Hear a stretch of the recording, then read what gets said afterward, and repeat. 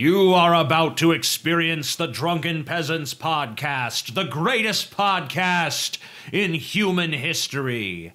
Please recognize that this podcast is designed to be amusing and entertaining, and thus we engage in satirical comments, exaggerations, and even dirty jokes. If you are offended by such things, please go away and die.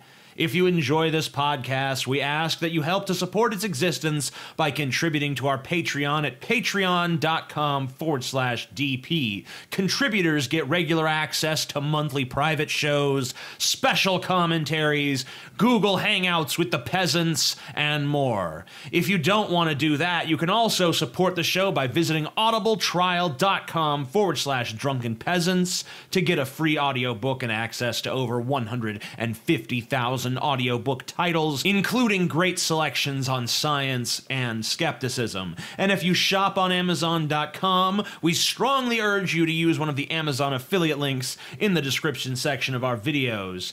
You can help support the show simply by using our link to buy things you were going to buy anyway. Now that we've got all that shit out of the way, sit back and enjoy the show.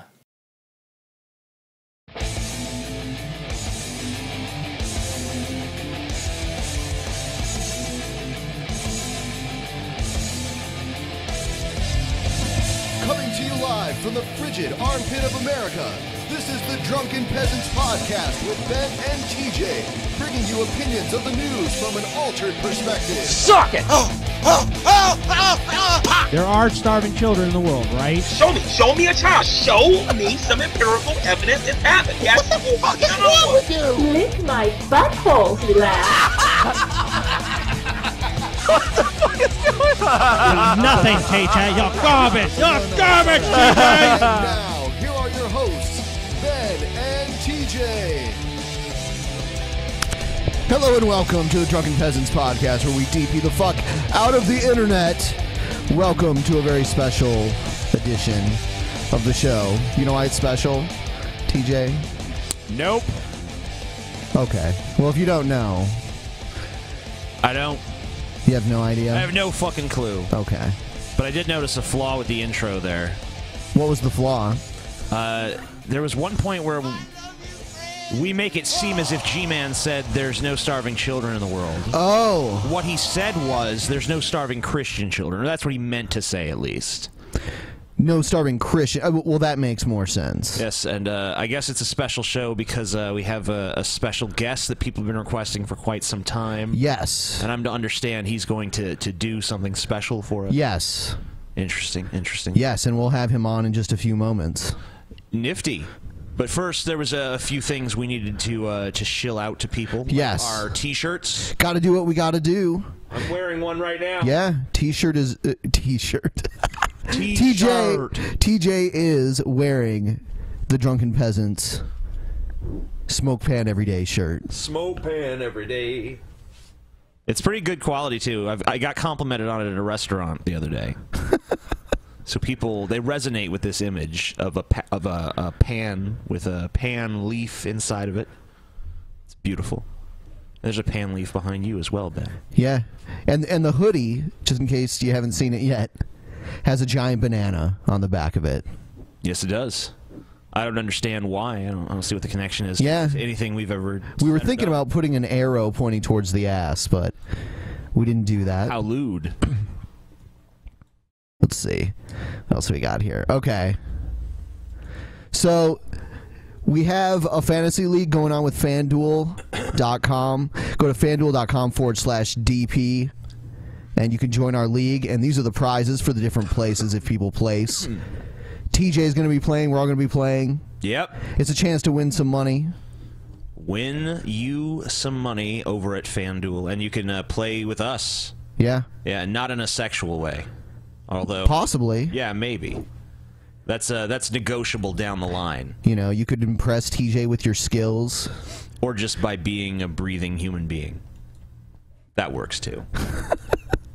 If you have a pulse, basically. One last thing before we move on with the show.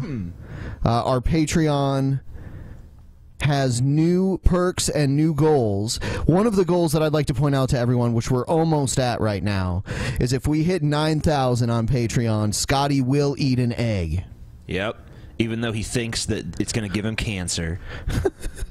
He has an irrational fear of if eggs. you want to watch Scotty choke down an egg...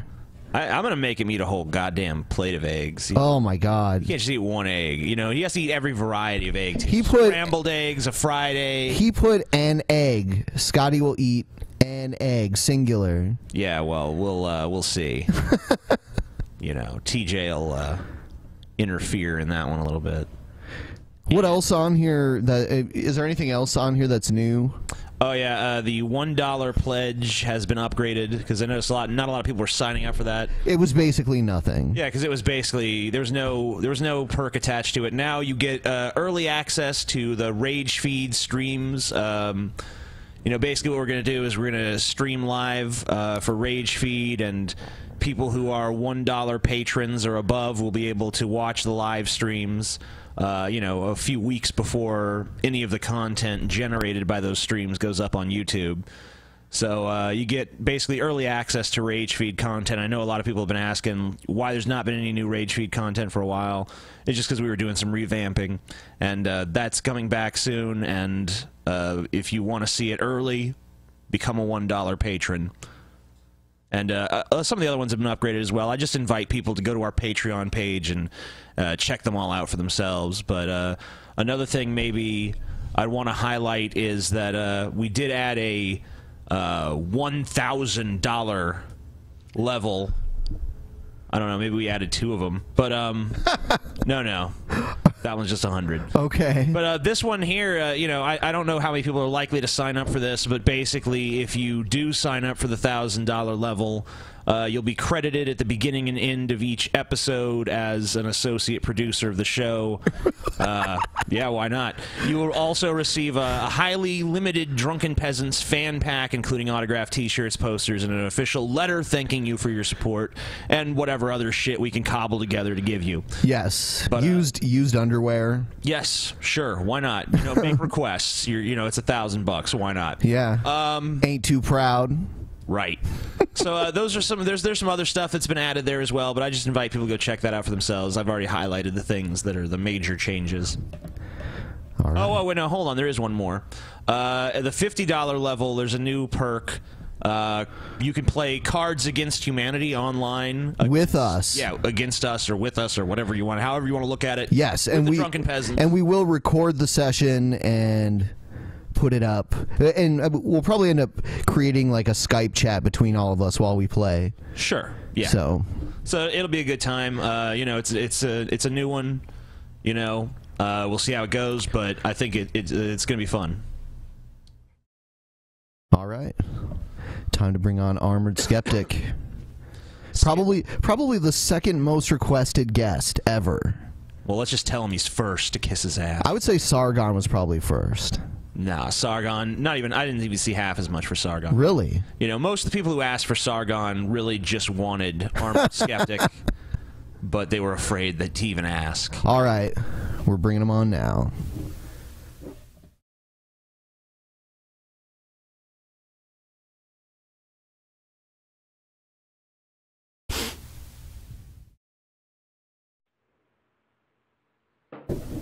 Hello. Hello. How's it going? Good, yourself? We're doing pretty good here. Thanks for being on the show. No problem. Thanks for having me. Nice to meet you, Ben and TJ. Yeah, I want to call you Skeptic Night Adventure. Call me whatever you want. You ever played Rocket Knight Adventure? Yeah, I did. Yeah. I think of you as Skeptic Knight of Adventure for some reason, even though I know your name is Armored Skeptic. That's fine. Yeah. Call me whatever you want. Just don't call me a sexual predator, and we're good. Okay. You know what? I'm pretty sure that you tried to fuck TJ. Hold on. Yeah, I was sensing a definite him wanting to fuck me vibe just now. Yeah, you, Ben? You just put off this vibe like you wanted to fuck TJ. Yeah, you did. With your words. Everyone saw it. Everyone, if you didn't see it, rewind or whatever, go back in this video, check it out. Breaking news: Armored Skeptic wants to fuck the Amazing Atheist. He fucking He tried to. just now. Not only does he want to, he tried he to. tried to just now. He tried to fuck me, everybody. You saw it. You heard it. You know what's going on. I can't deny evidence that's solid. No, not even the most skeptical of skeptics could do so. So why the hell do so many people request you to be on our show? I wish I knew. I mean, the Amazing Atheist brand and the Armoured brand have very little in common other than we're both atheists. True enough. I guess we just have we must just have a lot of common fans that think that we're both funny and want to see what we can do together. Neat. Well, there you have it, everybody. I would say that's a good answer. TJ's just like, neat. Neat. That's my best guess. That's all I got. So what's been up other than being accused of sexual predation? Other than that, I just recently went full-time with Armoured Skeptic. Recently moved to a new place, and I'm still putting a studio space together, so I'm going to be able to do other stuff like movie reviews and on-camera stuff. Yeah, so, I mean, people are going to be able to see my face now. What kind of movies are you going to be reviewing? I'm going to do kind of the Red Letter Media thing where they review new releases and just kind of discuss our initial opinion of the movies. And then we're also going to talk about older movies that are famous for being really good or really bad, and kind of break them down and explain why people think they're good or bad. Yeah, I've toyed around with the idea of starting a movie review channel where I review like currently, being released movies, but one, I don't really have a lot of time to watch them, and also most of them I don't want to watch them even to do a review because yeah, it's hard to so much of what comes out is just agony to me. Yeah, it's hard to amp yourself up to go see a movie you know is going to be terrible. Even though people are going to love the review, it just doesn't feel like it's worth it sometimes. You used to do movie reviews, though, back in the day for that guy with the glasses, didn't you? Sure, and actually I just did one recently of the movie Left Behind, so I still occasionally do them. Usually I'll do them when I can kind of take an Amazing Atheist slant on them, where I can kind of make ideological arguments. So usually I choose movies that are very ideological. Like we also do a live reaction to that's also true. Terrible movies once a month. Well, not just movies. We do like 80s cartoons and all kinds of GoBots. Pretty much anything that's riffable. That's one of our Patreon levels. I think level 10, the $10 level. Yeah, you get access to our special commentaries every month. I think we've done some interesting stuff. We did No Holds Barred with Hulk Hogan. That was terrible. We did the GoBots. We did Silverhawks. We did a few episodes of He-Man. We did Plan 9 from Outer Space. So we've done a few of those. They've all been pretty fun so far. Yeah, I know a million people have already done riffs and all kinds of stuff on it, but, it's just so bad that there's so much material there. And I think we actually might have introduced a few people to the movie for the first time. Yeah, I mean, we won't get into it, but my favorite part of the movie is the most tragic part is the guy that was supposed to play the main villain died after like the first day or two of filming. So they had to replace him with a body double that just covered his face with his cape the entire time. Yeah. It's Bela Lugosi. Yep. Bela Lugosi, exactly. Now, any other movie, they would have just said, hey, let's just refilm that one scene he was in. But no, they went balls in with that. They're like, this is Bela Lugosi's movie. Bela Lugosi will be credited as the vampire. Right. Well, he was the only one that had any name recognition that they could really get in the movie. That's not entirely true. The guy that played the big fat guy, he was a professional wrestler at the time. Right, but that's not. That was in the days before it was like media saturated and sports entertainment style. What was her name? Vampira. Yeah, she had a cable a TV show that was like played late at night. So I mean, like there were some B-listers there, but the reason he didn't want to take out the little Bela Lugosi footage he had was so he could say, Bela Lugosi's last film, Plan 9 from Outer Space. And Bela Lugosi was like a junkie. Yep. So he was in those terrible movies just to kind of feed his habit. Well, that yeah, point. he was kind of like the Nicolas Cage of the day, you know. Taking Nicolas whatever he Cage. could get to pay for his debts. You ever notice that Nicolas Cage never looks natural in a photograph? Not anymore, he doesn't. No. He always looks like you know, like most photos we look at in general that are, you know, professionally published have been photoshopped. But why is he the only one who usually looks completely photoshopped? Yeah, I know. He looks like he's wearing a mask, a Nicolas Cage mask over his face. Yeah, that's exactly what it looks like. I'm wondering if that has to do with all of the plastic surgery he's had. I'm betting that definitely has something to do with it. Could be. Yeah, I noticed the other day I was watching Sarah Palin talk, and I noticed that her upper lip does not move at all. It pretty much stays exactly in place. So that's just another the example of weird plastic surgery fucking someone's face up. Also, what the fuck has been going on with Sylvester Stallone for the last 15 years or so? Anyway, so what's your channel been up to lately, buddy? Okay, so I've actually started a website, so I've been amalgamating all my work together. One of the things with my website, armouredmedia.com, you can actually, I've got some website exclusives on there. Right now, me and my girlfriend, Shu, we were joking around one day when we were camping and yelling at each other like a couple hicks, and then she's like, we should film this. So we filmed it, and then I put that up. And then I've also... I've just mostly my website, or sorry, mostly my channel, Armored Skeptic, is dedicated towards debunking bad science, and usually that bad science is, you know, Christians. It usually ends up being Christians because they usually end up talking about the things that I'm most familiar with, like evolution and morality and philosophy and stuff like that. I've also got another series called Under the Helmet, where I talk about broader subjects like feminism and social justice and Gamergate and stuff like that. That just started though, and yeah, for the most part, that's what I focus on is the debunk videos.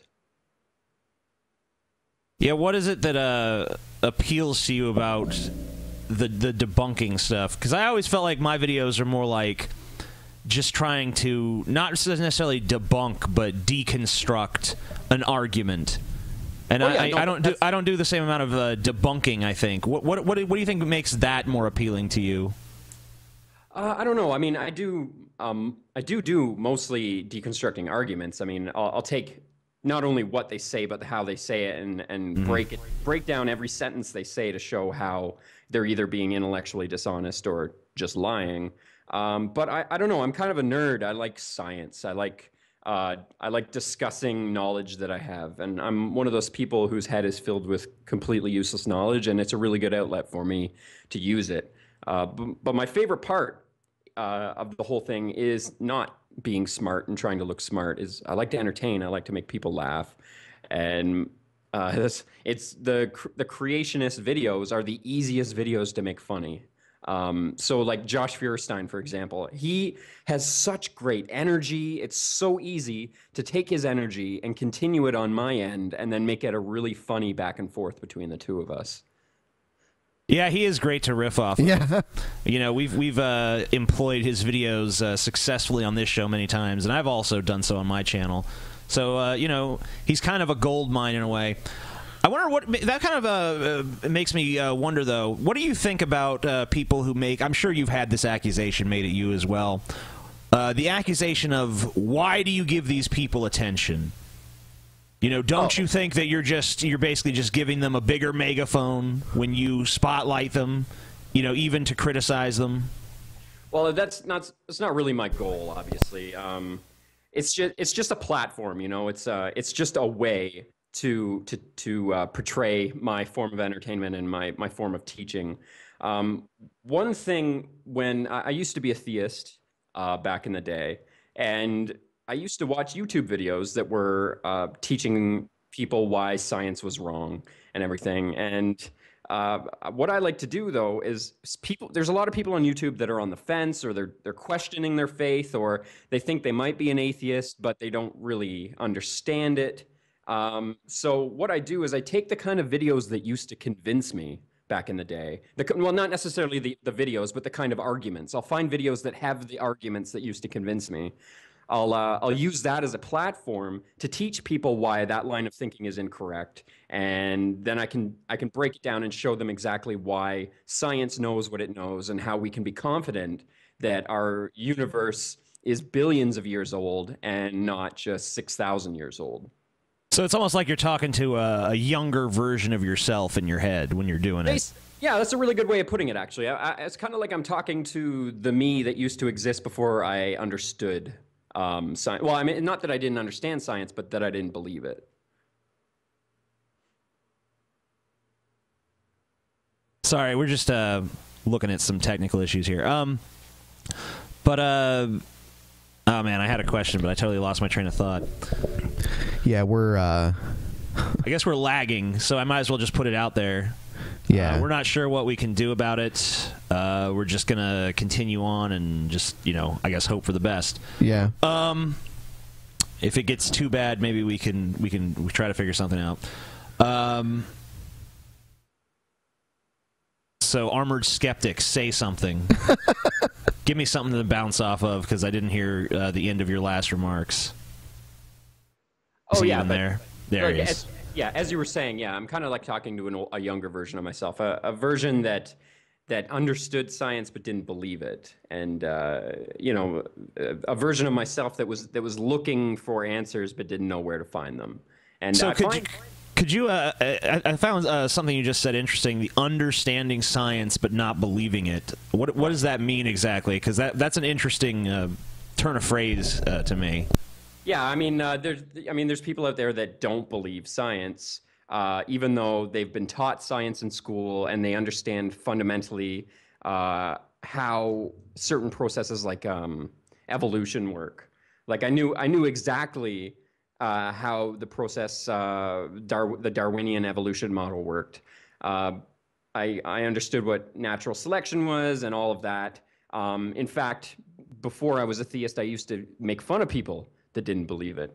But I don't know, I just hit a point in my life where even though I knew all of that stuff, I kind of decided that the Bible was true and that I could just ignore everything science knew, because science wasn't God, and science can't make God go away. So basically, there's a lot of people out there that are like that. People that are, but there's also people out there that are willing to believe science, willing to get rid of their ideas of creationism, but they don't understand science. So those are usually the kind of people that I'm talking to, a younger audience of people that are just coming out of their really religious families and want to understand the world around them better.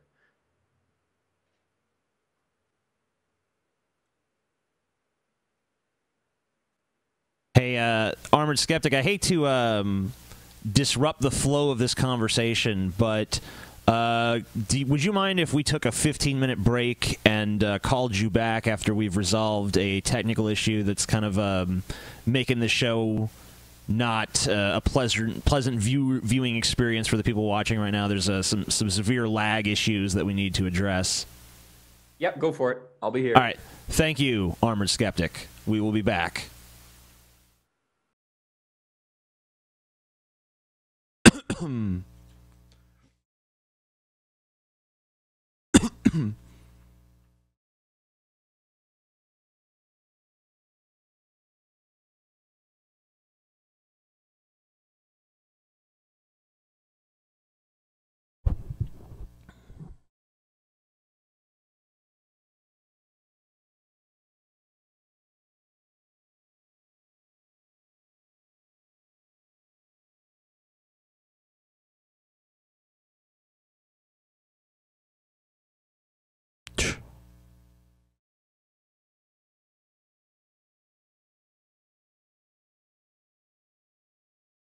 We're back. Okay, we are back. Okay. Jesus fucking Christ. That was fun. Had some good times.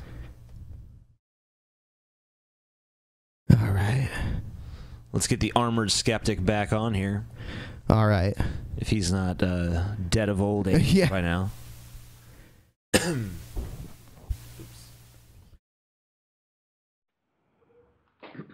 right. Sorry about the problems there. Yeah. Looks like we were probably getting like a DDoS attack or something. So. Oh, okay. You got everything resolved though? You think you're good? Yeah, I think we're good now. Thanks for your patience there. Yeah, sometimes they just wait for just the right time. So. You know what, Ben? It's not the worst thing that's happened to me this week. So. All right. All right. I guess we can get into the videos now. So what is the worst thing? The Jenny McDermott thing? Is that the worst thing? Yeah, I mean, the day that I woke up, the day that I woke up and saw that, I set an alarm to wake up that day, and they were doing fire alarm testing in my building. So it woke me up an hour early. I was groggy. First thing I see is this fucking Jenny McDermott video. So I'm half asleep watching this thing. Like, oh great, she's going to reveal our private conversations. And sure enough, she doesn't. She reads a couple of things I said to her, makes a bunch of assertions that I was trying to have sex with her, even though I never one time even implied that I wanted to meet her in person. And then she just goes on and says that I was being aggressive and tells everybody personal information. Like one of the things, like I used to be really friendly with her, and as kind of like a token to show that I was trusting her, as I showed her my face.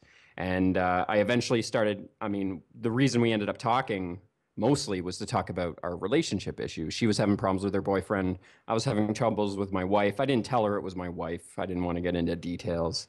But I don't know. She decided that eventually down the line, she didn't want to be friends with me anymore. And just completely out of the blue, this video pops up. I'm really racking my brain to figure out what I did to start this entire attack. I don't, based on her pattern of behavior, I don't think you have to do much to instigate her. I think she's pretty much entirely motivated by she sees your high subscriber count. She figures, here's an angle where I can get some attention because, she's done similarly scumbaggy things to, Thunderfoot, where she basically denied that his dad had cancer and was dying and shit like that. And she also claimed to have filed a DMCA against our channel at one point. Doesn't look like she actually did, but... yeah, that whole situation, that's right around that time is when I stopped talking to her. Usually, I don't like to involve myself in office politics, so... anytime there's an issue where one atheist channel attacks another, I try to stay far away. I don't make public any of my opinions on the situation, and I try to remain friends with everybody. And that's always been my thing. And I have friends that are feminists. Oh yeah, mine too. I'm always extending the olive branch everywhere I go. That's my personality. That's what you're known for sure. Yeah. Oh yes. But I'm friends with both feminists and MRAs. And the MRAs see my feminist friends and they say, oh, he's a fucking feminist. And then the feminist friends say, oh, he's got MRA fans. He's a fucking MRA. And I tote the line in the middle. I'm not into the whole identity politics thing. I don't like when people try to put a label on you. We can argue all day about what I am and what my ideologies and philosophies in life are, but I feel like as soon as you put a title on me, a label on me, then you associate other things with that don't necessarily track with that line of thinking. Sure, you can call me an atheist, you can call me a skeptic, but when it comes to my views on egalitarianism, both sides are fighting each other so vehemently. Both of them want as many people on their side as possible, and then they take anybody that disagrees with them as being an instant enemy. And that's kind of what I feel like this whole thing with Jenny McDermott is she saw that I have friends that don't agree with her.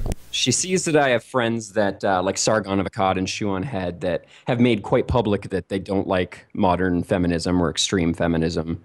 And she just immediately says, oh, well, then he must be an MRA, or as she puts it in the video, MRA light.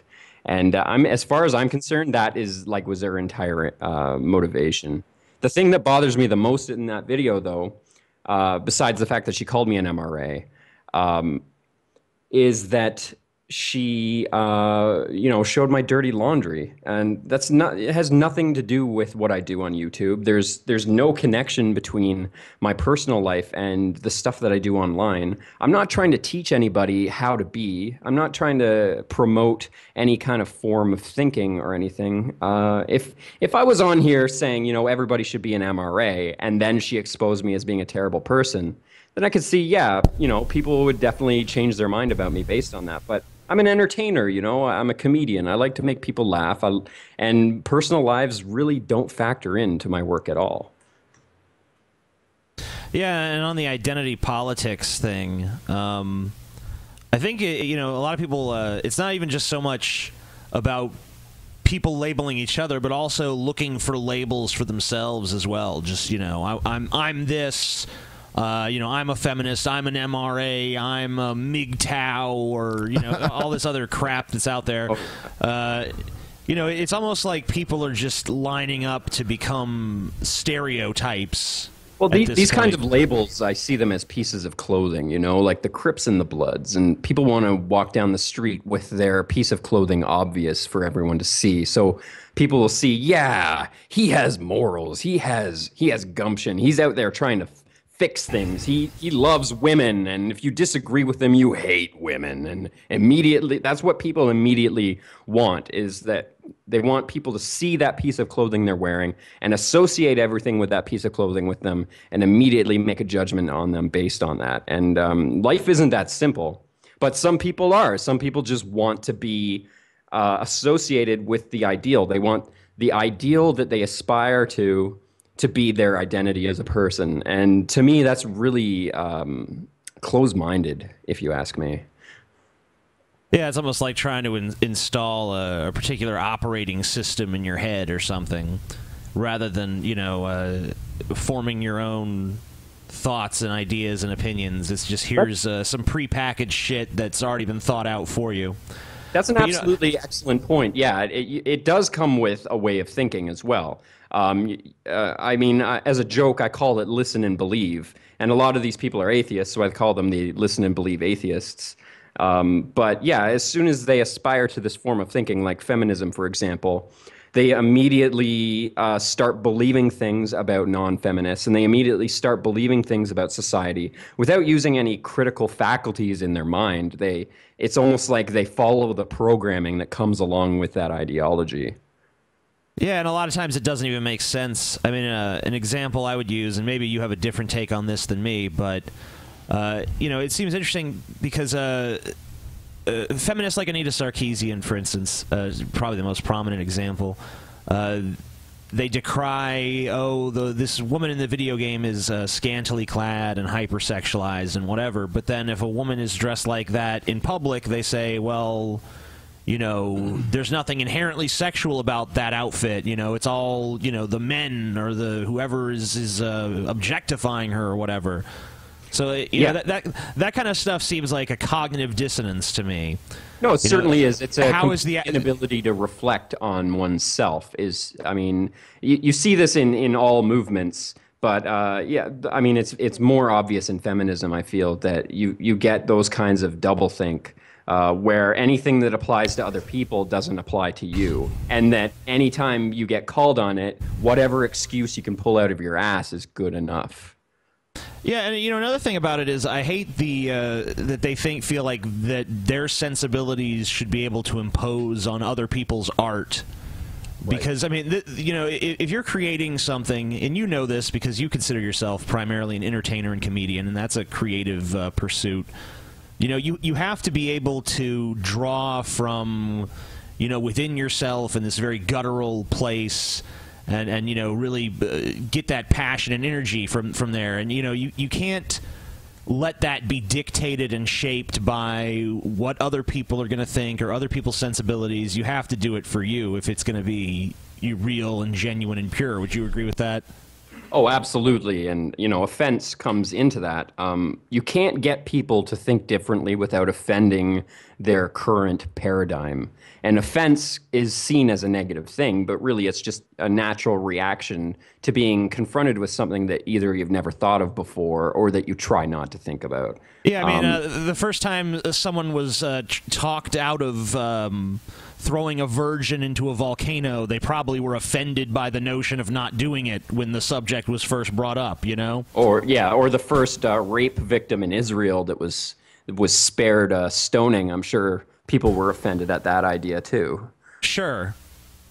Not to say that people who are offended are always wrong, but being offended just means your thinking is being challenged in some way. Right, exactly. And it's hard to make people laugh, too, without saying offensive things. I don't know a single good comedian that doesn't offend people on some level. I would have said Bill Cosby, but now, he kind of ruined that. Yeah, he's pretty offensive. I guess that was the ultimate punchline for him. He was one of the cleanest comics to ever make it big, and then, he raped a bunch of women. Yeah, and I always thought Jerry Seinfeld was clean until the college circuit shit on him. Yeah, he is pretty clean. I don't know. I never liked Jerry, but that's not. Yeah, it's weird because TJ likes the show Seinfeld, but he doesn't like Jerry Seinfeld, the comedian. Yeah, that's true. But I like the supporting cast. Yeah. So, anyway, you want to watch some videos, Armored Skeptic? Yeah, let's do it. Did you guys do this shit? Did you guys want to do my big face reveal thing, though? Sure. Yeah, I mean, we can do that now. Reveal your face. We'll do that first. All right. So, let me just, prepare me for this. Are you hideous? Yeah, I'm a giant fat neckbeard. I'm balding. Oh, okay, so you're beautiful. All right. Yeah. Show me. I only wear wife beaters and fedoras, so, yeah. Here you go. All right, here we go. Ah! There he is. I don't believe it. All right. Oh, my God, I'm a normal fucking human being. Yeah. Holy I don't know how normal you look. You look a little strange, man. He's wearing he is wearing a collared shirt. So yeah, we don't approve of that shit around here. I guess this Hawaiian shirt I'm wearing kind of has a collar. Yeah, you hypocrite. I guess I can't judge. Let he who was without guilt cast the first stone and what have you. Anyway, that's what Armored Skeptic looks like, everybody. Let's have a big round of applause and a thumbs up for finally revealing this piece of fucking shit that tried to rape Jenny McDermott. Look at him. Look at the face of this horrible sex criminal. It's true. I've been accused of Facebook rape, and I do not deny the accusations.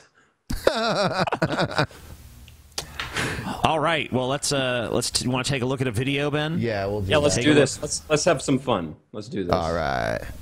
Here we go. He kind of looks like Disney's Aladdin if he grew a goatee. Are you guys going to screen share with me, or am I just watching the...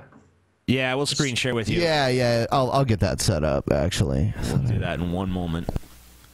And I guess I'll I'll do my trick again. Yeah, I need to learn some more tricks. I'm learning to read tarot, even though I'm an atheist and don't believe in that. Yeah, I just like the symbol. I like symbolism and I like the artistic. Can you see that? That's on the screen right there. Nope. Oh, well, that's weird. Yeah, no. I mean, as an atheist, all atheism is a failure to believe or a failure to lack the hypothesis that a deity exists. There's nothing else attached to that. True enough.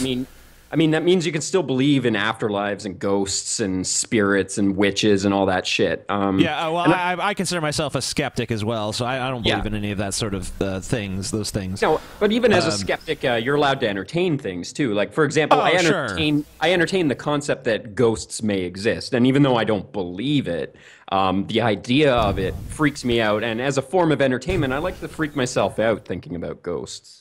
Well, yeah, I mean, I have no problem thinking about zombies and ghosts and all kinds of crazy shit. But, I don't believe in it. I don't necessarily actively disbelieve in most of that stuff, but you know, I find most of it highly unlikely.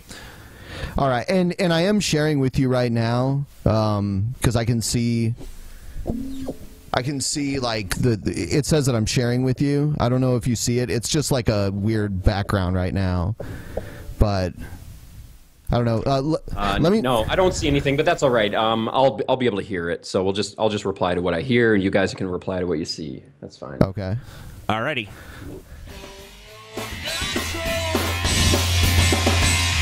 Tell me if you think this person is being serious or if they're just trolling. Howdy, folks. The topic of this video is illegal immigration. So I can see it now. Pull up a chair and see what we can come up with. Like most folks, I've looked at politics and illegal immigration most of my life. And it's always amazed me that no matter whether it's Republican or Democrat, I don't even know what to say about this guy that we got on the screen here. Yeah, that's what I'm saying. I mean, I'm trying to think of a joke, but I just look at him and like, what could be funnier than just looking at this shit? all I can say is he is trying too hard. Yeah. He has the roundest face I've ever seen. Democrat in charge of the country, nobody in government really wants to solve the illegal immigration problem. Now, I don't know why. I don't know why we need all these people. I don't know why. Why? I hope he says what the illegal immigration problem is, because as far as I understand, quite a few of your labor positions and a lot of your economy depends on cheap labor that is not registered. And, yeah, I guarantee the KFC that this guy eats on a daily basis is not is probably staffed by somewhat by illegal aliens. He has a very unique solution though, and that's why I think he may be a troll. Well, I want to hear his solution. Okay, is it a giant catapult? I'm going with giant catapult. But apparently we have to have them. And if that's the case, I think we should go full bull the other way. Instead of making them dangerously sneak into our country, I think we should take our country to them. I think that we should deliver the freedom of America to the people of Mexico. I think we need to annex Mexico. You know, if you look at the history of Mexico, it's been a country with a lot of problems. The government has almost always been corrupt. It doesn't take care of its people. And right now, they've made an industry of forcing their poor people to come up here and send dollars down to Mexico. Now, if we just annex it, go to war, I mean, we conquered Mexico once and we gave it back. We kept part of it, we paid for it, but we gave it back. Let's just take it and keep it. You know, I don't see any flaws of this plan. I don't even see why you think this is a troll. Oh, okay. I take back what I said about this guy. He's brilliant. Annex Mexico, guys. Yeah. If Scotty were here, he'd say Canada too. Yeah, why don't we let's just take over the whole North American continent, you know? Yeah, let's ignore the fact that the UN would condemn any kind of actions against Mexico without any cause. If you just suddenly annexed Mexico, bulldozed it, and then with your tanks and took it over, it would then be the poor part of the United States with all the drug cartels in it, and nothing would change. Well, one thing would change. You could go down to Mexico and get drugs more easily. You know, you're not crossing a country border anymore. There's something going on where we live right now that some people are calling a cartel. Yep. Yeah, there's like a bunch of rich people bought land to grow weed, and then they also created a political action committee to get it on the ballot to be legalized in November. And some people think it's like some people think it's a cartel. I'm okay with it, but I'm okay with cartels though. You know, it's like the other day, I don't know, I think I might have already said this on the show, but I'll say it again anyway. The other day I heard about, you know, from a conspiracy theorist that the government is using, you know, chemicals to make everybody gay. And I was like, you know, I'm okay with that. You know, that's pretty cool. I I don't see what the problem is. People still get to have, you know, loving family relationships, but they don't produce offspring. And I don't know if you guys have noticed, but there's too many fucking people. You know, I mean, I mean, you know, I look at like my neighbors' houses, and I'm just like disgusted that I have to live so close to other human beings. You know, like it makes me sick to my stomach. So TJ's that guy that has like giant weeds growing in his front yard. Yeah, because I don't give. I need a machete to get to his front door. Yeah, well, at least I don't let a fucking goddamn giant spider guard the entranceway to my house. I keep it there because I know you don't like it. Yeah, you know, and it fucking, the motherfucker, last time I tried to get in earlier, he's like, you must first answer 3 riddles. I'm like, fuck this shit. Ben, that spider is as big as my fucking head. And it just... Yeah. I hate that fucking thing. And Ben's like, don't kill it. It's like, I ain't fucking even getting near the damn thing. It's a big-ass spider. It is a big-ass spider. But I would say troll, probably. Yeah? Yeah, I think troll also. My vote is idiot. Idiot. You know, the thing is, the reason I don't think he's a troll necessarily because of what he said. I think he's a troll because of how he's dressed. You know, but I used to live in the Southwest, and there are people that dress like that. I've never seen anyone dress. It doesn't even seem like it's all period appropriate or anything. You know, it's like I don't think he's trying to be period appropriate. I think this is his idea of what a cool man looks like, and he's like, yeah, I'm a man. I might as well dress like a fucking cowboy with an ascot. That's what men dress like. Yeah, well, I mean, you know, that might look cool if he was like, you know, some slender, muscular dude or something, you know, and it was like a little bit more like torn up and like actually looked like it'd been through some shit. And also if he had a big fucking revolver on his side or something. Look at his background, though. He's got a handcrafted wooden throne. He probably wheeled that himself. There's no way a troll would put that much effort into their video. He made that by hand, TJ. Well, why can't he just be a troll that has a hand-whittled wooden fucking throne there? Okay, let's entertain that idea. All right. Moving on. It looks like the Vigilant Christian made a video about you, TJ. Yeah, I heard about that. Yeah. Something about me being a coward or something. He calls you a chicken. I haven't heard... Oh, a chicken. Yeah. You little chicken. Cheep, cheep, cheep, cheep. Yeah. That's from The Room. Yeah, so here's this video. I'm sure it's going to be great. Oh, yeah, they always are. Do you like the Vigilant Christian, Armored Skeptic? Of course I don't. Oh, you love him. There's a conspiracy theory that you and him are actually the same person. Yeah, I know. But I guess that's saying we have the same voice. I don't hear it. But... It's the probably the Canadianness of your voice. Yeah, well, I suppose we both have the same accent. Yeah, similar. But I guess he's French. So. Oh, well then fuck him. Fuck him.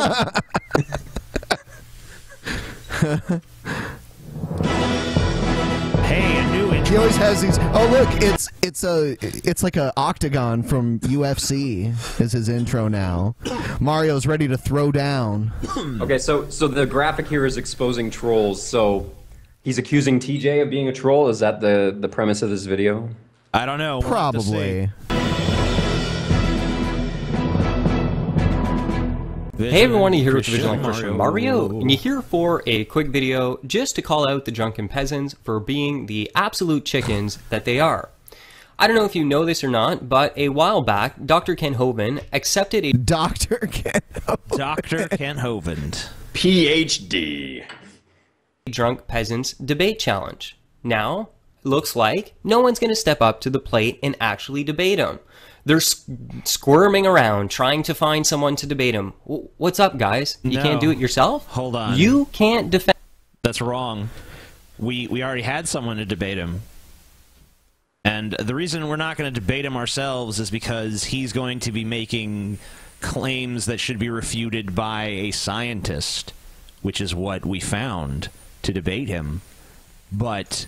we met all of his stipulations, and then we called his little lackey, and his lackey basically started trying to impose further stipulations. Yeah. and also basically deriding us for using profanity on the show, and basically talking to us very condescendingly about how disgusting we are.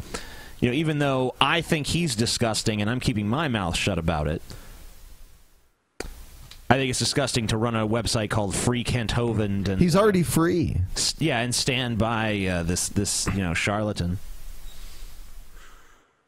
And your own viewpoint against him? Whoa, wait a minute. I thought creationism was the most stupidest theory ever, and that even a 5-year-old could debunk it, right? Like, isn't that what you kind of portray on your show? That creationism, Bible believers, are absolute ridiculous idiots? Yeah. Well, if we're so stupid, why can't you, TJ, get in the ring and debate Ken Hovind? Well, yeah, because Hold on. That's not fair. It is not. No, you can point out why if you want. Yeah, I mean, it's not like you're debating the philosophy of the Bible or creationism. Kent Hovind, he hangs his hat on understanding science and debunking it, and that has never been the strong point of the Amazing Atheist or the Drunken Peasants channel. It's like having a cockfight and putting a cat in the ring. You know, like obviously. Right. One of them is going to know better about how to fight than the other. It's not a fair fight, and I'm not saying that you guys would be wrong necessarily, but you wouldn't have the arsenal required to deal with the kind of arguments he would come up with. That's exactly right, because he's going to be making specifically unscientific claims that we're not going to have an opportunity to research on the fly. So we need to have someone who actually is a biologist, trained scientist. Yeah. To debate him, because they're going to be in the position to actually contradict him with authority, which, you know, of course, we're not going to be able to do. And it's not because his arguments are sophisticated, it's just because he's going to be twisting facts and misconstruing things and making claims that require the refutation of an authoritative source. Right, and I wouldn't call myself an authoritative source, but I think that, like I was saying before, you and I, we don't have the same focus. My focus is more on bad science. And Sure. I think someone like me would be, have a better arsenal to deal with bad science, because we wouldn't only know what, the current understanding of certain scientific fields were, and we would also be used to the kind of arguments that he would bring forth. And that's I've never once seen a video from you where you say anything outside of just the normal understanding of what the people know about science. You don't know. I mean, the Amazing Atheist doesn't hang its hat on knowing what current research is.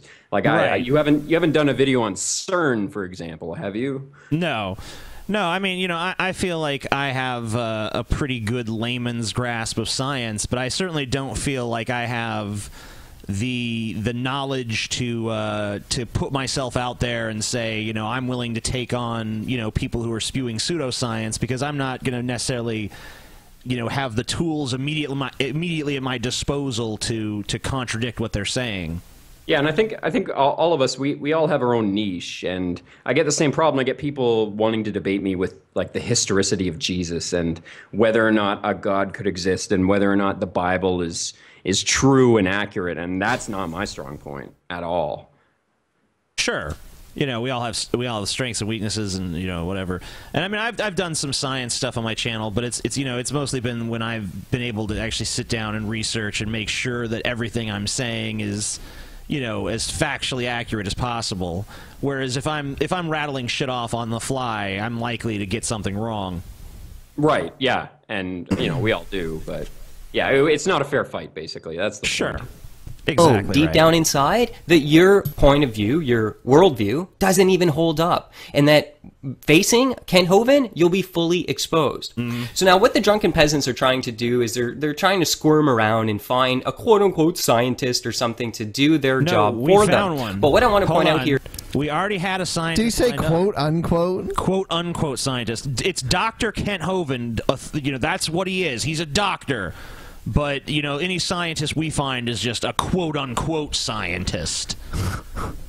No, the only real PhDs are creationist PhDs. Yeah. Any other scientist, if he didn't get his PhD from a mobile home, fuck him. He's probably full of shit anyways. Yeah, it was a mobile home. That's funny. Isn't his thesis out there also?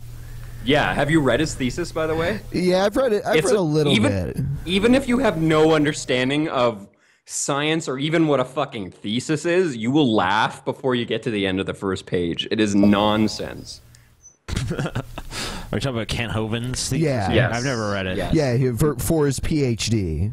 Interesting. If your internet goes down and you need something to read Kent Hovind's thesis, you will laugh your ass off. Is just the pure fact that they cannot do it themselves shows that their entire channel is a joke. They don't actually believe that creationism is a ridiculous theory. If they did, they would get in the ring and defeat it themselves. Now, for those of you atheist followers, troll followers, Drunken Peasants followers that are going to say, I'm a chicken, I haven't went on the show, I'm actually scheduled to go this Friday. So you can go ahead and set your reminder, Drunken Peasants number 148 live. I'm going to be on there. And it's time that I face them and show them that they've been just ridiculously taking my stuff out of context. They don't have a clue what they're talking about. And I'm going to go live and just settle the score with this insanity. These ridiculous videos that... So who wants to take bets that he doesn't even show up to this thing? You know, he's chickened out a few times in the past. I think that's what he's doing here, is projecting, honestly. But, you know, the thing is, if we're so dumb... I mean, first of all, beating an argument is not the same thing necessarily as beating a particular rhetorician, you know? I mean, Kent Hovind is going to come out there with his crazy charts and his crazy graphs, and he's going to make specific claims that are going to need to be refuted in a very specific way. Because, you know, if we go out there and we say one thing wrong about science, then he's going to use that to discredit us, even though he says a million wrong things about science. Because unlike him, we'll actually have to admit, yeah, we were wrong there. Well, what were the terms of the debate? Was he going to do it on your show, or did you have to go find a mediator? Well, he wanted us to host the debate somehow, and originally it was assumed that it would be on our channel. The main thing is that he wanted his crony to basically run the debate and be able to kick anyone he wanted from the debate, and he also wanted equal time as well. Yeah, and then once we met those criteria, he basically told us, you know, no, it can't be on your channel. It has to be on a neutral channel as well. We're like, so you get to choose the channel, you get to choose the moderator, you get to choose the format. You know, why are we even there? Yeah, like what's even the use of us? Why don't you just go and why even make it a debate? Why don't you just go give a fucking sermon? Yeah, not to insult you or your intelligence or your abilities or anything, but he clearly has picked you because you're one of the most popular stream channels revolving around atheism, science, creation, and, you know, that whole field. And also because he knows that you don't know what you're talking about. He's just trying to cut his teeth on some easy meat before he gets back out there. He is probably rusty as shit, having come out of prison.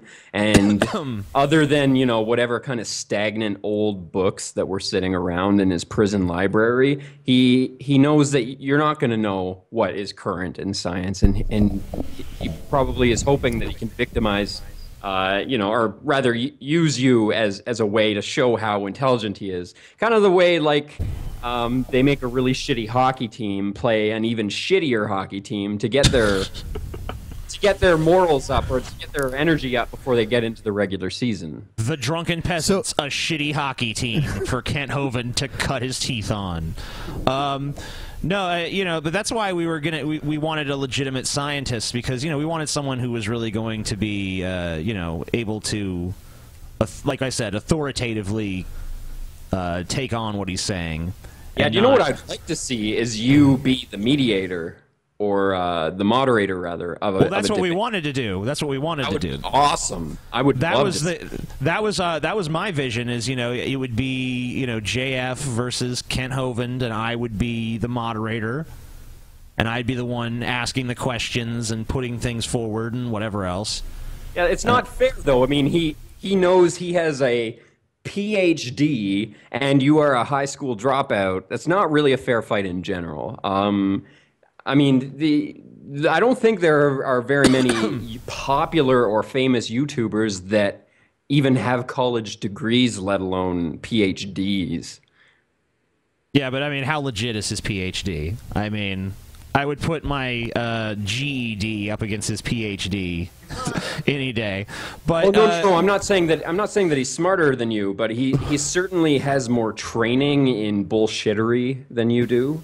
Oh, I don't know. I can spew some bullshit, but I don't want to spew bullshit at him. I want him to be beaten with the truth, not just some clever rhetoric. And plus, there's no way I could debate him because I don't have the temperament to debate him. Right. I would end up cursing him out. Which is what TJ did. That's, by the way, what I did to his lackey. So yeah, that would be funny. I'd watch that too. Why don't we make that happen? Yeah, it probably would. But, he's obviously not going to do this debate. I don't know why he agreed to it and then backed out, but he did. And hopefully we can get him to agree once more. We had people write him on the last episode and ask him about that. You guys can go check that out. It's in the very beginning part of the last episode if you want to figure out how you can help us get Kent Hovind to come on the show. Yeah, it's the Dr. Dino. Yep. At Gmail, I believe. Yes, the Dr. Dino at gmail.com. It's crazy how popular the Vigilant Christian is. I mean, yeah, he has over 1 million, doesn't he? No, but he's close. I mean, he's rapidly growing, for sure. He aspires to a certain form of bullshit where he knows what people want to believe, and he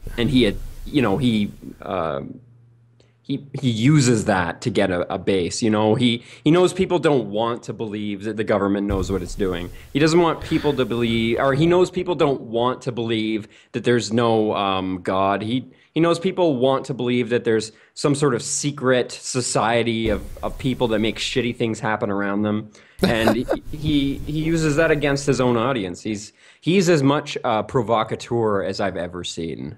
Yeah, his videos are basically the same as Mark Dice's videos. Oh no, yeah, he's basically Mark Dice light. Yeah, with more of a Christian twist to him. Yeah, so I think we can move on. Yeah, Mario's supposed to show up on Friday. We'll see if he shows up. By the way, we have some other cool guests. I put money on that he doesn't show up. Yeah, we'll see. You're not alone on that. A lot of people have said that, so I wouldn't be surprised. He's canceled on us before, so we'll see what he does. We have Casey Tron that's going to be on coming up soon. We also have Kyle Kalinske coming up as a guest, and also we're going to have Anthony Fantano on for a whole episode pretty soon, just to let everyone know what's coming up. Let's see. We'll play this one. Hey everyone! Okay, so I'm going to make this really brief, but I basically just wanted to answer a question that was asked to me about my opinion on something. So college dorm. Immediately do not trust your opinion. Oh, she's going to give you her opinion. College dorm. I was asked, what do I believe happens to people who don't accept or believe in God? What do I believe happens to them when they die? Okay, caution, this is what I believe based on Scripture. God is the ultimate judge, not me. He knows best. And yeah, here we go. So at this point, God would have been pursuing that person their whole life, actively pursuing them, wanting a relationship with them, open arms, and they would have heard the truth, the gospel, and rejected it, denied it, said it's not for me. I'm a good person. I don't believe that. I want to live my life the way I want to live it. I want to do what makes me happy. Whatever the case may be. At that point, they would have denied God. This is caution. This is something I believe for people who deny God. I believe something else for people who never heard about God or never heard about the truth, the right way. I believe God is merciful, and that's a whole different story. Anyway, for the people who heard the truth the right way, heard the gospel, or even in it, I don't know, but denied it. This is what I believe, because they wanted to live their life the way they wanted to live it, or whatever. So God spent their whole life trying to be with them, because He wants to be with us. And that person denied Him. They denied God. And Christ Okay, is let me just ask a question here. So if this is an all-powerful being that, you know, basically created the universe and everything, you know, created you, created me, created all the stuff around us, why does he, if he's so desirous of this relationship, you know, why wouldn't we just be born with an overwhelming instinctive need to believe in him? You know, I mean, I know that there is something, obviously there is something there, but obviously tons of people have the capacity not to believe. And furthermore, why doesn't he just demonstrate his own fucking existence? What is the purpose of a test of, like, you know, he's there, but you can't see him there. He's not going to prove himself to you in any way, shape, or form. You just got to accept that. Why would an all-powerful being conduct themselves like that? What is that even testing? It's testing to see whether you'll believe something that there's no proof of? Sorry, go ahead. Yeah, that's kind of the Calvinist belief system. Now, if you don't know what Calvinism is, it's the belief that the entirety of history from the beginning to the end has already been predetermined by God, meaning God already knows who will and will not become a Christian. So it sounds like she believes that anybody that is a Christian was already chosen by God to know the truth. And this is one of the most contradictory forms of Christianity that exists, because basically you can't say God loves everyone and then the Bible also says he wants everyone to turn to God, but then he's already chosen who has turned to God before you were even born. It doesn't make any sense. Right. We actually argued that point with Venom Fang X when he was on this show. Another fellow Canadian. Yep. You got a lot of classy fellows up there in Canada. But, you know, yeah, we actually talked to him about it, and, you know, he had some sort of, I don't know, Back to the Future chalk drawing logic for why, you know, that does, you know, that's not the case, because even though God knows how it's going to unfold, there's still free will because, you know, X, Y, and Z. But yeah, so they have sophistry to weasel their way out of that as well. Their savior. So where do they go? Well, God isn't going to force someone. When they die.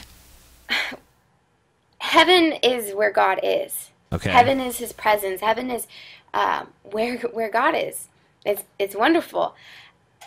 But that sounds God's wonderful. not going to force someone to be with God. You ever notice how vague hell is? I mean, heaven is compared to hell.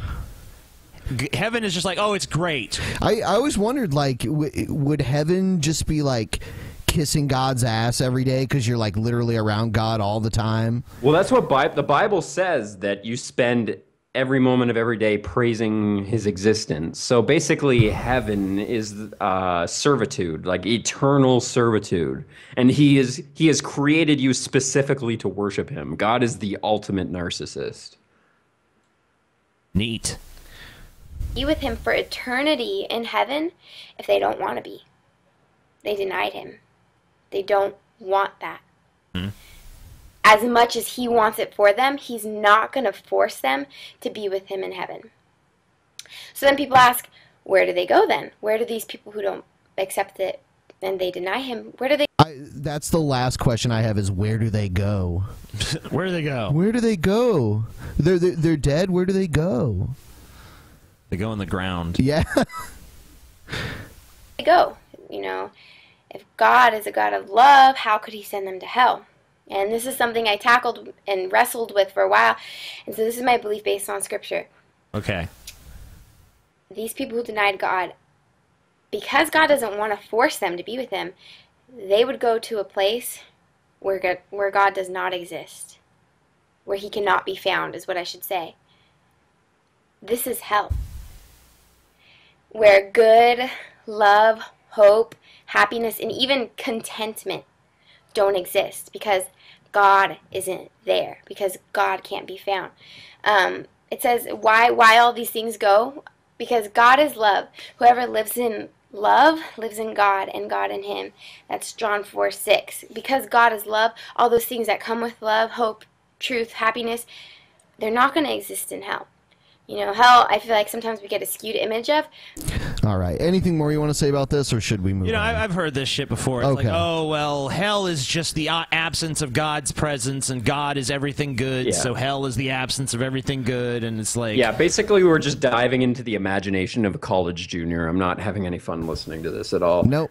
Nope, we'll move on. Okay. Hey, what's going on, I'd rather everybody? listen to her Game of Thrones fiction.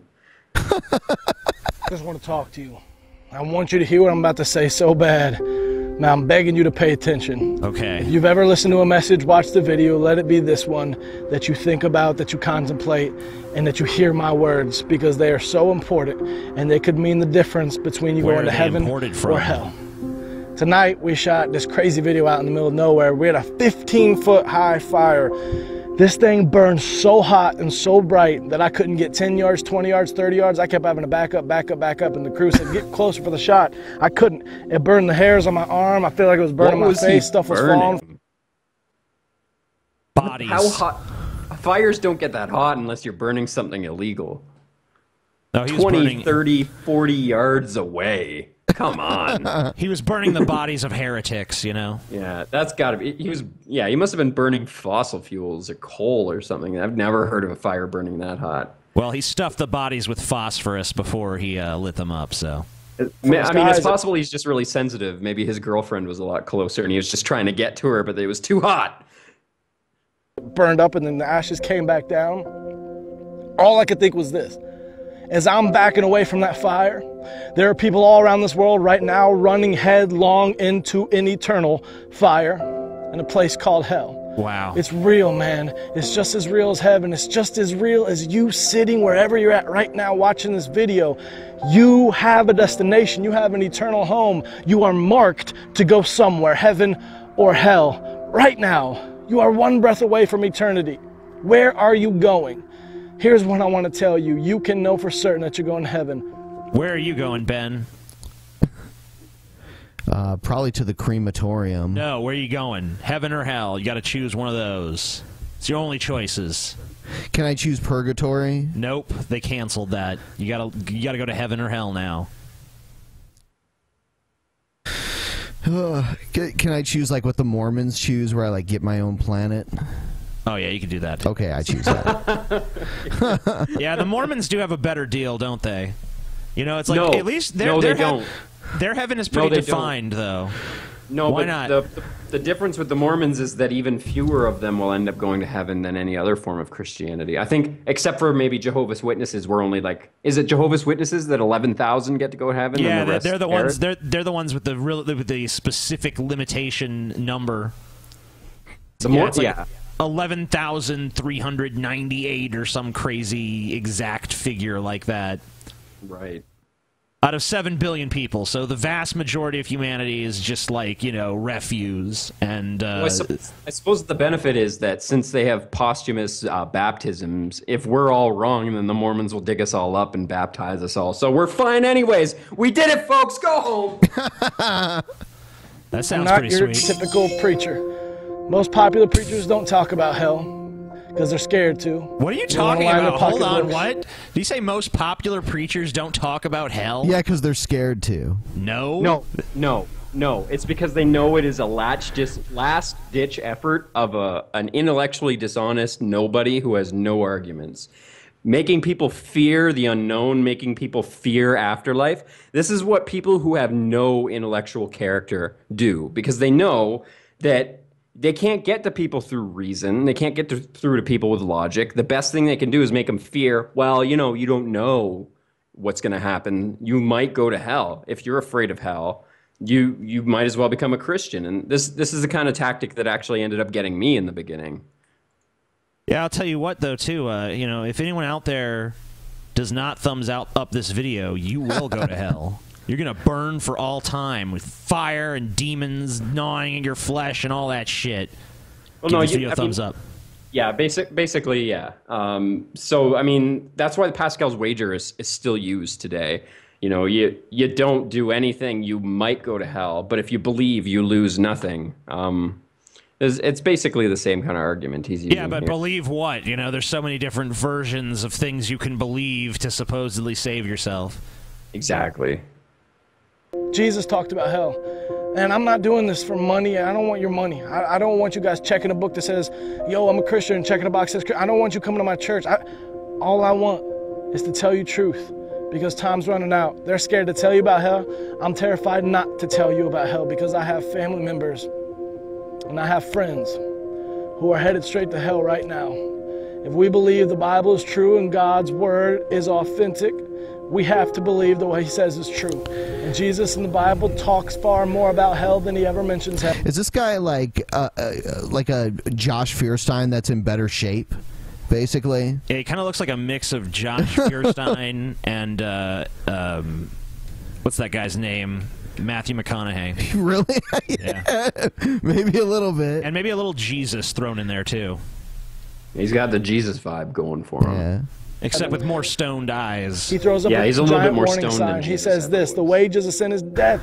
The gift of God is eternal life through Christ Jesus our Lord. Jesus, in his own words, said, don't fear man who can kill your body. Fear the one who can kill your body and your soul in hell. And Jesus, in his own words, said this, the road to hell is broad and there are many on it. The path to heaven is narrow and few find it. If that's the case, then every day, as thousands and thousands and thousands of people all around this world launch head word first into eternity, they're going to hell and not heaven, according to Jesus in his own words. Clayton, why does God send people to hell? Well, let me tell you the gospel clearly and plainly. This is it. Please just hear me out. No. It's not religion. Please listen to this revelation. Wait, it's not religion? It is religion. It's not religion. No, it's not religion. The concept of hell didn't even exist before Catholicism came to be. Ben's people. Before that, the Jews believed that everybody went into this chasm within the earth, and that there was a bad side and a good side, but they both sounded like fucking nightmares. But there was no like hell. Hell is a pagan concept that was eventually conformed to the Christian belief system. Jesus talks about, if you interpret the Bible as the King James wrote it, it's filled with symbolism and talks about hell, but the translators, they had a bias. They didn't understand what the words meant. There's like 4 or 8 different words that were all translated into hell, but they talk about different concepts. So this hell that he talks about doesn't even exist in the Bible that he aspires to. Yeah, I remember reading Norse mythology, and there's a place in Norse mythology called Hell. Yeah, there is. It's spelled H-E-L. Yeah, they don't need that pretentious second L going on. All right, we'll move on to the next video here. You hear this one a lot. Science has proven evolution, therefore evolution is true. Since evolution is true and Christians don't believe it, then Christians don't believe science and they aren't rational people. Really, let's put that claim to the test. First off, evolution in the sense that things change is evident. No rational person disputes that. Therefore, rational Christians believe it. We can observe change. But evolution in the sense that life came from non-life and then that life began to randomly generate new genetic information and over time it eventually produced humans is something entirely different and something that quite honestly doesn't hold up against science. In other words, evolution... random. It doesn't hold up against science because it wasn't random. Natural selection is the key factor here. I mean, certain things that are random like genetic drift and the change of environment and stuff like that. That's stuff that happens outside of evolution. But evolution isn't like random, like one day there's a mutation and then all of a sudden the entire population has that mutation. The mutation has to hold up against what the environment requires from that life to exist. So the vast majority of a population of a species, it will change with the environment or it dies. It's saying random is a complete misconception, and it shows that you have no idea what you're talking about when you use terms like that. And this guy here, he got his education in evolution from Pokemon, so... Oh, okay. Oh, should give him more credit then. In the sense of molecules to man is not scientifically plausible and therefore should not be viewed as scientific fact. Quite honestly, it is in great opposition to science, that is, observational science. You know, if you're going to do these kind of animations, you should probably at least, like, make them good. Okay, and that's another thing. He says observational science. So, yes, you cannot observe within the lifetime of a human being the entire evolution from a single-celled organism to a multi-celled organism. That's never going to happen. But to say that it's not observational is a complete farce. We have the fossil record. Arguably, we can observe the motherfucker. We know through the fossil record that things have changed over time. Why are there no camels in the Precambrian area? Why? Why are there no trilobites in the modern fossil record? Because those things never existed at the same time. Okay, but show me where a canine became a non-canine. It happened in China. We know that. Show me where a canine became a non-canine. Ah! That was the G-Man argument. G-Man actually had a kind of a similar argument to this guy, though. Yeah, I kind of wish G-Man was here. Yeah, but he's retired. Oh. Test and repeat. Is he retired from rap? Because his raps, he's got them beats, man. Yeah. He knows what's what. To understand. Science demonstrates that over time, living organisms lose genetic information. They don't gain it. That same science demonstrates that life doesn't arise from non-life. Hey, follow along if you would. Back one. Hold on. What about like retroviral DNA and shit like that? There's no losing or gaining information. There's changing. It's I mean, like they have this idea that they started with a genetic code that was perfect and then it degrades over time. That's not how genes work. They change. You know, everything might have different number of sequences in their genome, and they might not gain more sequences or lose more sequences, but that's a completely different argument from they gain information or lose information. The concept of losing information, it makes no sense unless you're literally losing chromosomes from your DNA. And we have not observed that to happen over short periods of time. So yeah, I mean, like a bird that could fly may eventually evolve to not fly because it doesn't need to. But we've just as easily observed birds that couldn't fly learn to fly through evolution. You can't really say either one is gaining information or losing information. It's the information has changed. Yes. And, you know, we had a guest on here before when JF was doing a debate with another creationist. I don't remember his name, but he kept saying, you know, you can't gain information. It's like, well, what about retroviral DNA? That's a new information being introduced. That's not even from a mutated source. Well, it is a mutation, but it's a mutation caused by a virus that actually, you know, inserts its genetic information in your DNA. So there's a gain in information right there. Well, yeah, I mean, but they want to act like, you know, that never happens. Or there's no mechanisms whereby that happens. Well, like I said, I mean, there are instances where chromosomes are added. You could argue that that's gaining information. Sure. But it's a terminology that doesn't actually really make much sense in evolutionary science. Now, I mean, you've got when single-celled organisms went from being prokaryotes to eukaryotes, meaning they didn't have a nucleus, to they did have a nucleus. They've said that what probably happened is one type of bacteria or one type of single-celled organism ate another type, and instead of digesting it, they created a symbiotic relationship. And I guess you could say that's gaining information. Because it's two organisms becoming one. Because all of our cells are made up of what used to be two different animals and are now one animal. Yeah. Speaking of that guy that was on here with JF when they debated, he said something and made a joke when he didn't even realize it, because he said that TJ, under TJ's beliefs, if evolution were true, TJ evolved from a banana. Yes, I did. There is no known observable process by which new genetic information can be added to an organism's genetic code. It's a vestigial feature. That pretty much refutes evolution right away, because there's no way to go from a fish to an amphibian without adding new information, right? If living organisms cannot produce genetic... No. Absolutely no. They all have the exact same bone structures. They are just lined up differently.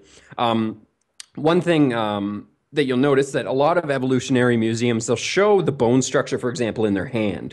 Fish have they have all the same bones in, or like proto land mammals, rather, proto land animals that were at one time fish. They have all the same bones in their hand as a mammal does, or as an amphibian does. The only thing that's different is the way it lines up. And we know in DNA studies exactly how that happens. One piece of DNA, for example, your hand, it has information in the DNA to tell your hand when to stop growing fingers.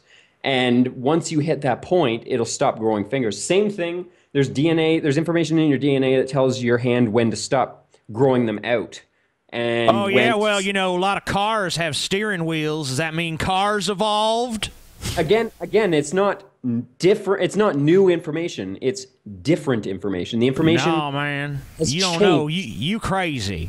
You crazy, man. God just uses the same design over and over because it's a successful design. That's obviously what's going on there. Information, how can anything gradually change into something of higher intelligence or form or complexity?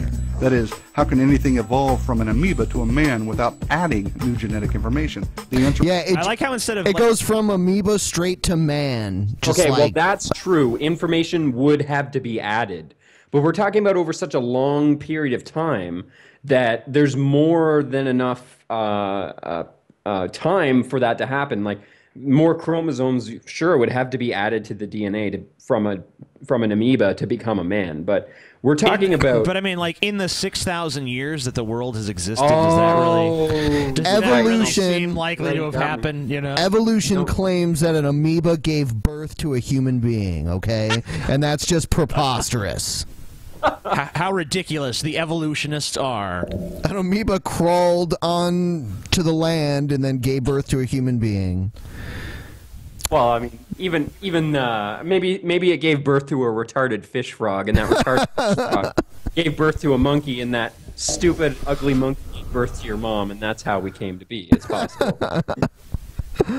Of course, is that it can't, plain and simple. Now, some have speculated and they have imagined all kinds of things, and they brought in artists to produce creative renderings based on guesses, and they have been successful in telling a very convincing story that humans evolved from ape-like creatures. Yeah, but evolution isn't art. Art is just a form of communication. Like, this is not the art that the artists come up with is not actually what science believes, and this is not what we base our opinion on. This art is for the layman. The art is for people who don't understand evolution. It's a very simple way to communicate complex ideas to people who couldn't possibly understand them. It's called representation. No, man, I think scientists, they just look at a bunch of pretty pictures and say, that looks pretty true-ish. Yeah. Let's go with that. Come up with some jargon to fit that picture. I like where that one's going. These people, they're just stories. But what we really observe is humans are humans and apes are apes. Now, if fact one buried evolution... Brilliant. Fucking brilliant. Hey, let me ask you this. You ever seen a person give birth to an ape? That's true. I have not. But we also know that apes and humans have the exact same skeleton that has just developed slightly differently. We know that humans are not only evolved from apes, but we still are apes. And people are offended by the concept. It's hard to say, yeah, I'm a fucking ape, but that doesn't mean you're a monkey. Like, you're not literally a fucking monkey. You are just part of the same genetic family as apes. And we have throwing my feces at this and we guy have for some reason. skeletons of other hominoid species too that we can compare to also. Well, exactly. And I mean, like the species that they consider Bigfoot, right? There was the ultra apes and stuff like that. They have extremely similar bone structures. But we've also looked through the history, the fossil record, and in a part of Africa where our ancestors came from, where for all intents and purposes, there should be no fossils because fossils are next to impossible to form in that area. We have still found fossils of our ancestors. Lucy, even though that's one of the most controversial examples, she is not the only example of Australopithecus. Australopithecus eventually turned into Homo erectus. Homo erectus eventually turned into Homo sapien. Homo sapien broke into a bunch of different areas like Neanderthal, Cro-Magnon, and a few others that eventually died off. But eventually, all of those different groups either amalgamated or died off and became what we now call Homo sapiens sapien. It's not a mystery. We have the fossil evidence. Go to a fucking museum and look. You cannot deny it. Well, okay, you're entitled to that opinion, but let me just present the alternate point of view. To be fair, a wizard made us out of dirt. There you go. So. Oh, wait, but did he breathe his spirit into that dirt? Don't be like. Well, you know, I wasn't going to get into the specifics of how the wizard did what he did, but yes. And when he says us, it was the breath. You know? When he says us, he means men too. Yeah, right. Speaking of which, not to go off on on just made from one of our shitty dirt ribs. You know, yeah, that's why they're inferior. Not to go into a tangent here, but why would a deity that could speak the entire universe into existence in 4 days need to build? That doesn't even make any sense. Why didn't he speak everything into existence?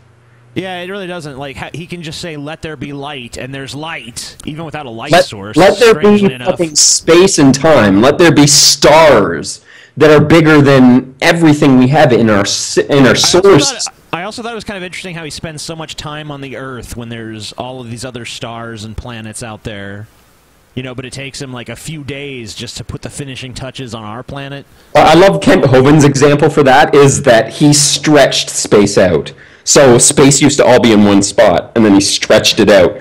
And that's why the light gets to us. He stretched it out. He stretched it out. So the light is not as old as it looks. It's not billions of years old light, no. Space is just like silly putty in God's hands, you know? It is, yeah. Just little stretch. That's why all the galaxies are moving away from each other at the speed faster than the speed of light. Right, you got it. Because of that. Except you know, Andromeda is going to crash into us in a few billion years, but you know, I'm looking forward to that. I'm pretty sure I'll still be around. Yeah, one thing about that is that both of our galaxies they look like really compact, but it's kind of an optical. Yeah. There's so much space between all the stars. There's actually a strong likelihood that no stars or planets will actually even collide when our two galaxies merge. I have heard that fact before. It's very interesting. But yeah, I mean, stars are ridiculously far apart for the most part, so it does seem pretty unlikely that two of them would crash into each other, although I'm sure that that's probably happened a few times in the history of the universe.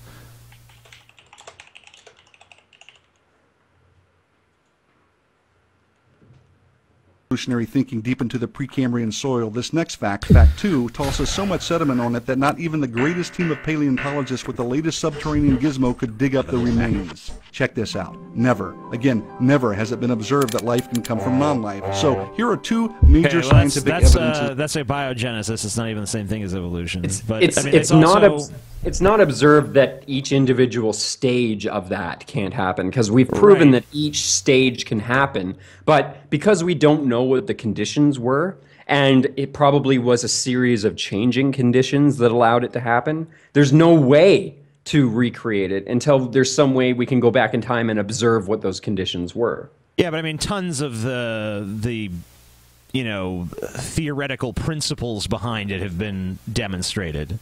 Yeah. So I mean, it's not like you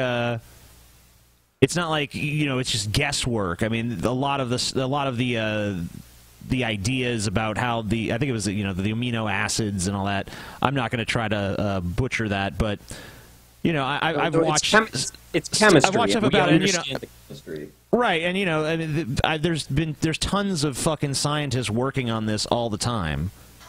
You know, because of course that's of interest to us, how non-living matter became living matter, and you know what the difference between those things even is. Right.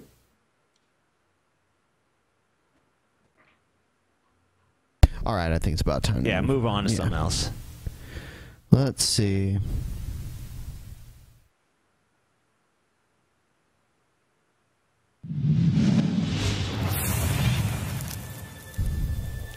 This guy. We've had him on before. Like, we've played his videos on the show before. Well, hi everybody. Welcome to Afterburner. I'm Bill Little. I've seen this guy. A few weeks ago, our executive producer here at PJTV said he thought it might interest people to know what my top 5 conservative principles were. You know, we talk about so many different things here on Afterburner. Is there a unifying theme, any basic principles? And if so, well, what are they? So here in ascending order are my top 5 conservative principles. And notice that I didn't say the top 5 conservative principles. I'm not claiming these same 5 are true for everyone or that the order is the same. These are just for me. Okay. Which brings me to number 5, individuality.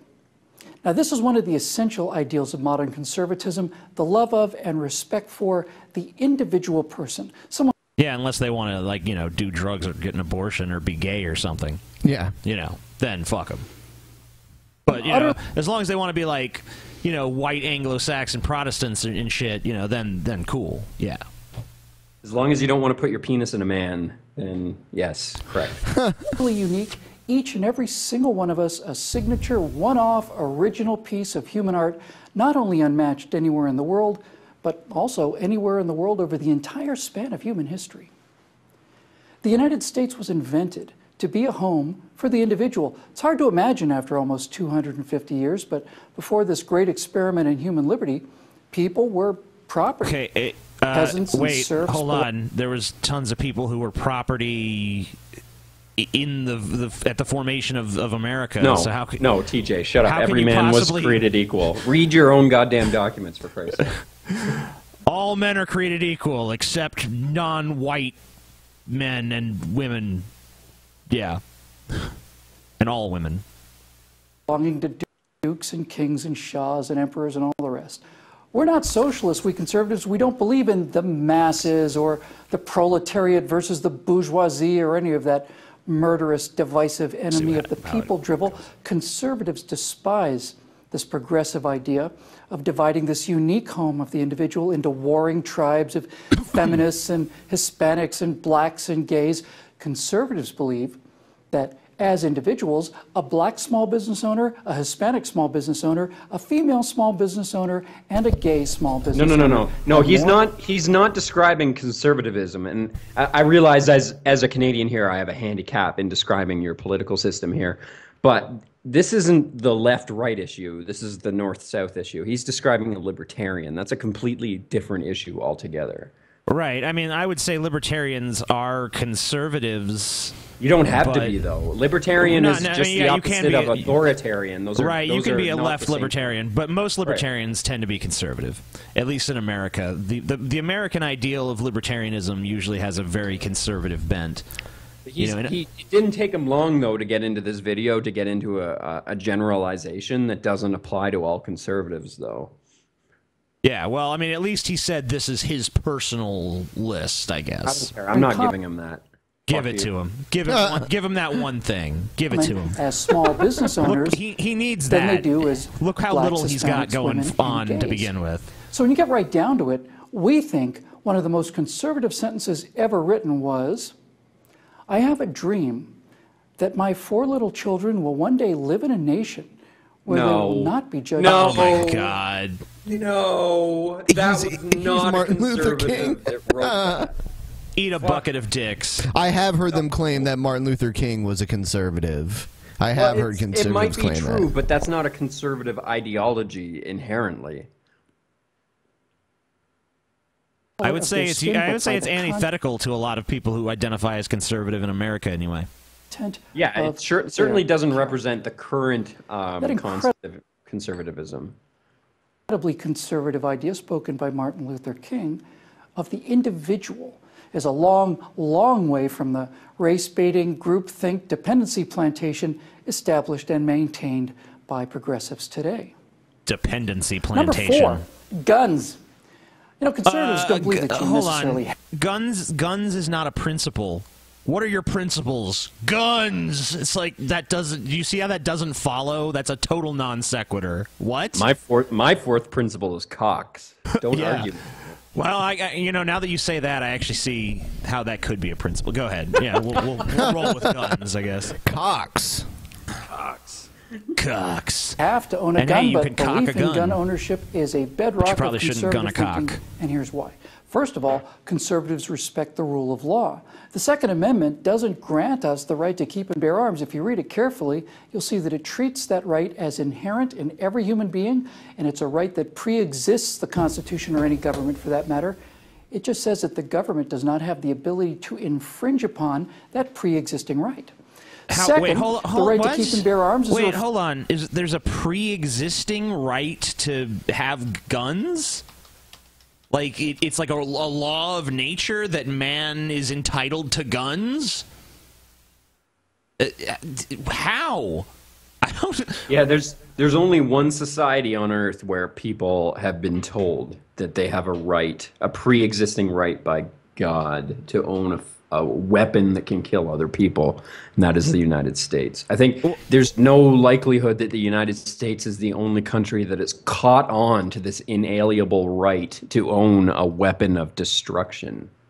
Well, you know, the thing about this, too, is the Constitution specifically says right to bear arms. Bear arms? Well, yeah, so Ben interprets that to mean you're entitled to own the arms of a bear, but I don't want people cutting bears' arms off, so I'm not going to go with that interpretation either. But then again, without a gun, how would they even kill a bear? You know, everybody should be allowed to own a musket. Not necessarily a breech-load musket, but everybody in the United States is allowed to own a musket. I've decreed it. I would say we need to go back to killing each other with swords, because, you know, then at least you got to get close. I love swords. Swords is my jam. That's yeah, for sure. you're a knight, so you know what I'm talking about. Yeah. Reflection of the value we place on individuals. We don't see crime, especially rape and murder, as statistics to be tweaked with social engineering. We see the destruction of precious, irreplaceable individual lives, and the ability to defend those lives is, in fact, the first and greatest right of them all. So when he says that he doesn't think that those statistics are things to be tweaked with social engineering, what he means is that we shouldn't, as a society, do anything that might address the underlying issues that cause those problems to happen. We should just have guns to try to shoot people when they do it. Well, no, because doing that would require change. We'd have to change our paradigm. We'd have to change our understanding. We'd have to change our behavior, and that's not very conservative, TJ. You're right. That is pretty much... I hope the number one principle here is, like, stubbornness. Because... no way. Yeah. Never admit you were wrong. Well, maybe he'll give it one of those buzzwords. Like, he'll put it behind a euphemism like steadfastness or something. You know. And furthermore, as students of history, we conservatives see the greatest threat to individual human beings, when you get right down to it, probably more deadly than all the wars combined and second only to disease as the taker of human life, is the systematic slaughter of hundreds of millions of people by their own governments. You know, the great progressive socialists... talk about an extreme ideal. Either there's we all own guns or the government's going to kill everybody. No in between. They've done that in so many of the, quasi-social democracies of Europe. So many of them have been plagued by, government agents coming to their houses and rounding them up in the streets and gunning them down and stuff. Well, I mean, in all the Commonwealth... They don't have any guns to defend themselves, so... In all the Commonwealth countries, like, owning a gun is not illegal, but there's really, really strict rules to owning that gun. Yeah, you can't just walk around like fucking Dirty Harry like in America. No, but we all are cowering in fear and hiding in bunkers from the government, though. So it's kind of a trade-off, I suppose. Got something right, maybe by accident, but he got this one right. Political power, he says, grows out of the barrel of a gun. That power has killed tens, if not hundreds, of millions under socialism, destroying the individual for the good of the masses and the paradise on earth that can only be achieved through mass murder. So we agree with Mao. That's why we don't want that power coming from the government. That's why we want the power that comes from the barrel of a gun in the hands of we, the people. Yeah, except the government has like F-15s and drones and you know, like sophisticated spy networks and all kinds of shit that you don't have. I'm just hoping I can go my entire life without saying what he just said. I agree with Mao. Well, Please I'm shoot sure me if I have to say that. You know what? I'm sure I'm sure there's some things you agree with Mao on. You know. Yeah, like when to take a shit, maybe. Yeah, like Mao is like my favorite color is red. It's like, wow, mine too. Me and Mao agree. Yeah. But yeah.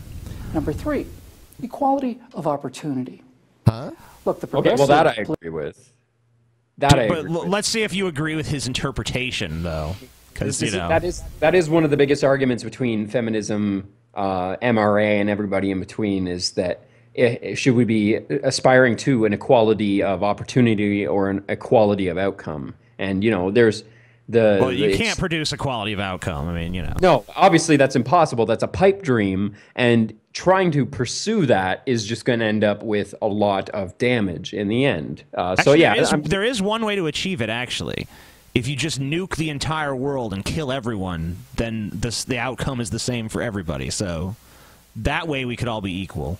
I can't argue with that logic. No. Yeah, we're all equal in death. So therefore, feminism advocates for the destruction of the human race. Political philosophy is really pretty simple. Take people's power and their money and use the poor as the moral fig leaf to cover the fact that progressive leaders can expropriate the wealth, the big jets, the limousines, vacations in the south of France, and endless golf junkets that they could never earn on their own. In order to pull off this larceny, they claim to be fair and to want to eliminate inequality. Well, there are two different kinds of human equality, equality of opportunity and equality of result. We conservatives believe in the first kind, equality of opportunity, because people are different. They're born different, and there's nothing anyone can do about that. Now, progressives will point to someone and say, he's so much richer than this other man. That's not fair. But you never hear him say, that man is so much taller than that other man. That's not fair. Or this woman is so much more beautiful Yeah, than we agree. Let's continue on to the next point here. this other woman, and that's not fair. Or this guy is so much faster than this guy, or stronger, or choose, line them up.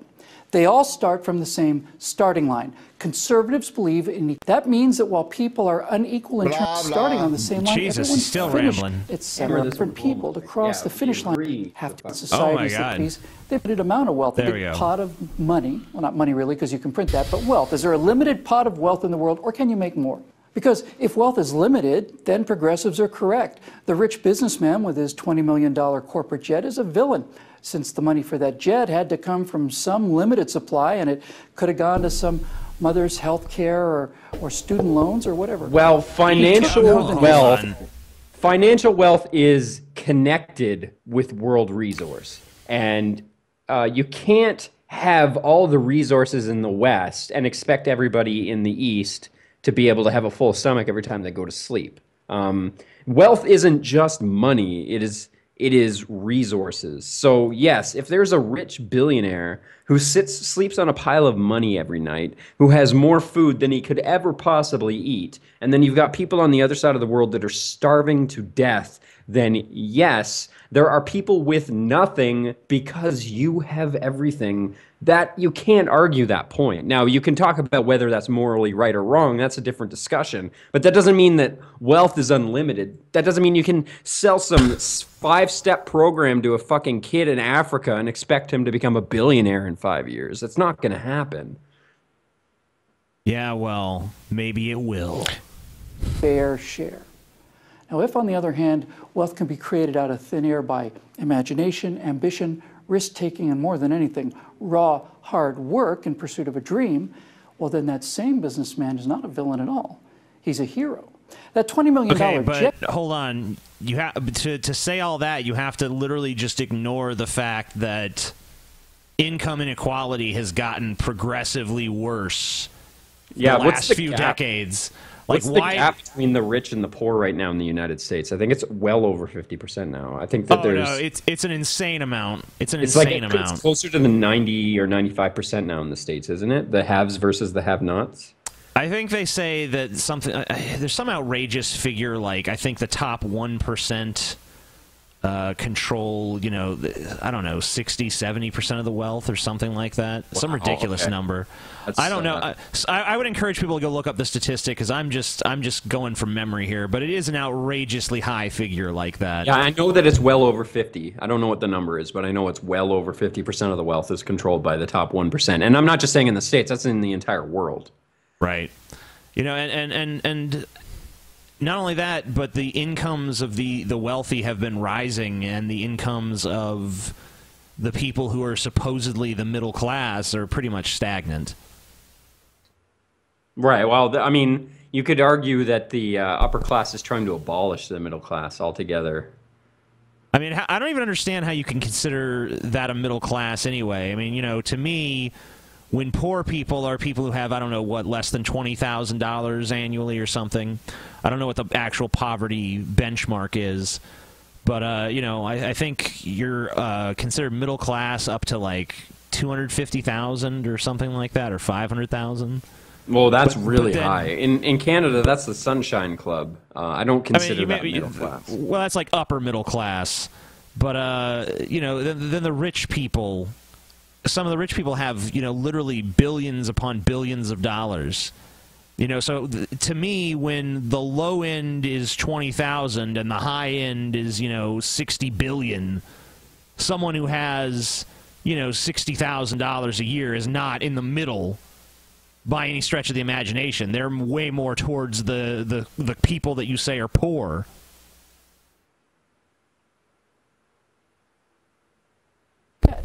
Represents a small fraction of the total wealth that he's generated, which was paid out to other people in salaries and taxes to, like I said, thousands or hundreds of thousands of people who wouldn't have gotten it otherwise. So which is it? Can wealth be created out of thin air? Yes or no? Well, here's the town I live in, Los Angeles, California, in the 1800s. Another thing about this is that, you know, so many of these people who are extraordinarily wealthy now, they're not the great entrepreneurs of the past who came up with a good or service that there was a public demand for. No, now, of it's course, pretty rare. It still happens. That still happens. Yes, of course, it still happens. But it's pretty how rare. how many of these people are guys that are just, you know, playing the markets and you know, manipulating derivatives and shit like that in order to game the system and, you know, basically just have a perpetual money-making machine. Well, the point is, though, that like this wealth wasn't created out of nowhere.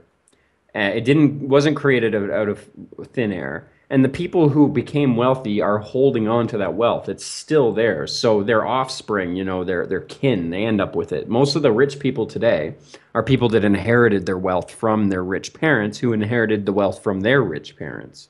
The money doesn't just appear out of fucking nowhere. This money has been sitting in their bank accounts, in their trusts, in their investments for hundreds of years now, or dozens of years now. The crazy thing is, too, you know, we're a consumer-based culture, but we gut the income of the consumer class. So it seems like obvious to me that we're moving away from being a consumer culture, or we're going to become just a debt culture where people, you know, basically don't have enough money to buy anything, but they can, you know, have infinite amounts of debt that they just have to pay interest on for the rest of their lives. I don't think that consumption is going to go away. What I think would happen, though, is the middle class will probably die off before consumption does. So you're going to end up with people who are in affordable housing. I wouldn't say consumption would die out. I just think maybe, like, you know, the idea of a society built on consumerism where everything is about selling the new TV or the new iPhone or whatever else, because, you know, it seems like the role of that has been greatly diminished in creating and sustaining the fortunes of the super rich. But I think whatever happens, though, the Walmarts are still going to exist. People are going to still need to go out and buy shitty stuff that's going to break in 3 years, and so they have to go out and buy the next shitty thing that exists, whatever happens to be on the shelf at the time. Yeah, I figured that Walmarts will just eventually, like, they'll just let their employees, like, live there in, like, Walmart, you know, housing, like, that exists in, like, the basement of the Walmart, you know? I mean, that's kind of what it's like in China, in the factories of the people who make the products for Walmart. They live in dorms and shit. Yeah, that's what, But yeah, that's it's what like that Walmart needs to start doing that here. They practically do that anyway. They encourage their employees to be on government assistance, even though they have jobs. Remember when they were encouraging their customers to buy things to give to their employees for the holidays? Yeah, because it's not like Walmart turns a massive profit or anything. Well, I mean, Walmart. I can't remember where. Don't quote me on this, but there was at least one store of Walmart where the government assistance. They had a government assistance booth in Walmart, so that people that weren't being given enough hours in a week to sustain their lifestyle could right at the end of the shift go to the government assistance booth and pick up their government check. How convenient. I've been to Walmarts that have McDonald's in them. Oh yeah, so you can buy some McDonald's and eat it after you cash your government check. Right, perfect. I hope they take food stamps. Well, they also had. I do remember one specific example of a Walmart that had a food bank, like a non-perishable food drop-off for employees. Yeah, we were talking about that. Store. Yeah, ridiculous, right? Like they acknowledge that there's a problem, that there's employees that they have under their care that can't afford to have Christmas dinner, but instead of giving them the bonus that they could more than easily afford, they say, well, why don't we have the managers that we do pay well enough give them food? And here's another idea. Since you're a store that sells food, why don't you just give them the fucking food yourself? Yeah, take a loss. If you don't want to pay them, just give them the food. I mean, it's there. You're Walmart. That's an excellent point. Yeah, and they paid pennies on the dollar for all that stuff anyway. Yes. All right, so it looks like his number one conservative principle is freedom and responsibility. Freedom and responsibility. Liberals hate that shit. Yeah, I don't get the whole freedom thing because they only stand for certain freedoms, not all the freedoms. Right? No, people are being denied. Who the fuck does stand for all freedom, really, except for like the most hardcore anarchist? No, true. I mean that's one of the more common arguments you hear from conservatives, especially during the gay marriage debate. Is when you said that we should allow gay people to get married, they said, while they're infringing on our freedom. Now, which freedoms that was, I'm not sure. Religious freedom. Freedom to hate faggots. It's such an amorphous concept, freedom in the United States. It's difficult to pin it down. It's just a buzzword. I mean, it's just a nice sounding word that you can rattle off at people, and it pulls a heartstring or two. Like, and they always invoke, 230 years ago, the revolution and everything. Yeah, this goes against the reason we fought the English in 1776. Yeah, like we have to be beholden to that until the end of time. Yep. But freedom without responsibility, and usually their or interpretation vice versa, is jacked up are too. non sequiturs. They're different sides of the same coin. Now, since we believe in individuals, we believe that they should be allowed to pursue their own personal happiness right up until the point where their pursuit infringes on someone else's pursuit. If you have the freedom to defend yourself with a firearm, you also have the responsibility to use and keep it safely, and you also bear the responsibility for crimes committed because of that firearm. If you're given the freedom of equality of opportunity, the ability to run as fast or as slow as you want without somebody holding you down and trying to hobble you, then you have a responsibility to play by the rules and accept the personal consequences for your behavior and your failures along that race. So are you saying then that the liberals that believe you have the right to bear firearms don't believe you have the responsibility to take care of it? Because this just sounds like common human decency. It doesn't sound like a conservative ideal. Right. Well, my question would be, if that's how you feel, if you feel that people have the freedom to own a gun, but they have to be responsible with it, then why are you so against gun control measures that legislate that they have to be responsible? Because most liberals are not, in America, are not looking to ban guns. They just seek gun control. Right. I mean, and gun control is what we have in Canada. Like, it's legal to own a gun, but you have to prove that you know what a gun is. You have to prove that you know how to use it. And then depending on the type of gun, you have to go through different stages, different lines of red tape to acquire a license to own that gun. It doesn't mean you can't own a gun. It just means you have to know what the fuck a gun is. You can't just walk into a store, wait for your 3-day waiting period, then walk out with a fucking Glock. Well, here in America, here in America, you have to prove stuff too. You have to prove that you have a pulse. Yeah. Oh, okay. And is there some sort of mental health? Is there some sort of mental health evaluation in Canada? Yes. I don't think that they give you like a direct mental evaluation, but what they do is they call friends, family, and any other kind of associate that they can find of yours and ask if you are crazy in any kind of way. So they ask these very specific questions. Like a neighbor of mine was trying to buy a shotgun, and somehow they found out that I'm associated with this guy somehow. They called me and just asked me a series of questions. Wow. And it was pretty easy to tell from each of these questions that they wanted to know if this guy was mentally unstable. So they do that in Canada, yes. Wow. Like, I could go to a store tomorrow and have a shotgun in like 15 minutes and they wouldn't tell anybody else that I got it. Merca. Yeah. Here's a Josh Fairstein video. Yay! It's actually him in front of people. I thought that guy in the cowboy hat was going to give him a reach around for a second. I love this. He's doing his shtick. Yep.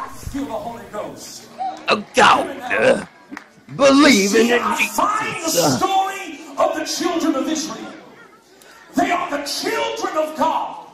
I love how even this is shot in fucking portrait mode. Yeah, well, my theory is that all of his videos like this, he does them in portrait mode to be hip with the kids, because this is how the kids film themselves.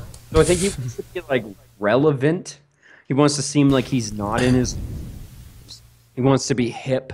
He wants to be with it, and this is the only thing. Other that, and that's why he wears his backwards ball caps too. Like, no adult should wear a cap like that unless you're fucking Fred Durst. Get away from that ball cap. Yeah, I was gonna say that was fashionable in 1999.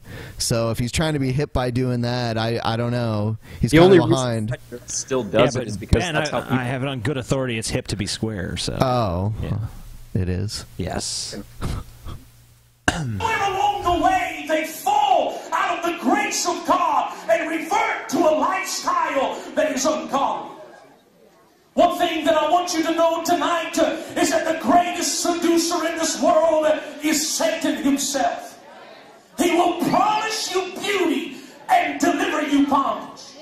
So this is exactly why he is popular. He is popular because he has really good energy, and he does a really good impression of all of the most popular preachers that have ever happened. He's passionate, but it doesn't really matter that he's accurate. He's just really passionate. He's like doing an impression. There's no real love behind his craft. He's doing it because he knows that it gets him attention. That's why he does this. That they say that beauty is in the eye of the beer holder. For those of you that have lived in the world, do you remember what it was like to belly up to the bar and order yourself a Michelob, and you begin to drink, and you look a little bit... A Michelob! So did Michelob pay him for that sponsorship? I know. I mean... A Michelob! That's my new quote of the day. All right. Pastors should be like NASCAR drivers and have like jumpsuits with advertisements all over them. I can see Josh jumping on that. Yeah. Down the bar, and there is Beyonce. And the more you drink, the finer she gets. Wait a minute. What? Isn't, like, Beyonce's considered attractive already, so... So you need to drink more and should get even hotter. Okay, I guess. I forgot to tell you that he is not into black chicks. Yeah. Oh. I was thinking that too, but I wasn't even going to go there. And one thing leads to another. You fall into fornication, but when you wake up in the morning, it's not Beyonce RuPaul? Well, why'd you say it was Beyonce then? Because you said it was Beyonce to start with, so it's kind of confusing there. I don't think I would ever be so drunk that I wouldn't be able to tell the difference. Also, RuPaul, that's kind of like a 90s reference, too. Yeah. RuPaul is... Josh Feuerstein he's in the 90s. Yeah. He's a very 90s guy. sin will almost promise you one thing, but it can never deliver it. Somebody say amen. And so I find the story of the children of Israel. They have fallen away from God and went back to their idolatrous ways. And somewhere along the way, that now God looks at them and says, I cannot allow my blessing upon them as they're living in this lifestyle. For the wages of sin is death. And so it is that now there is a drought that comes across the land. Now the water is gone and the crops have dried up. Now it Oh my God! I love the extra syllables you add to the end of all the words. You know. Yeah. The lands have dried up. It's James Hetfield. You think he sounds like James Hetfield? Yeah. Yeah. Where's your crown, King? Nothing. All right. Let's see here. Yeah.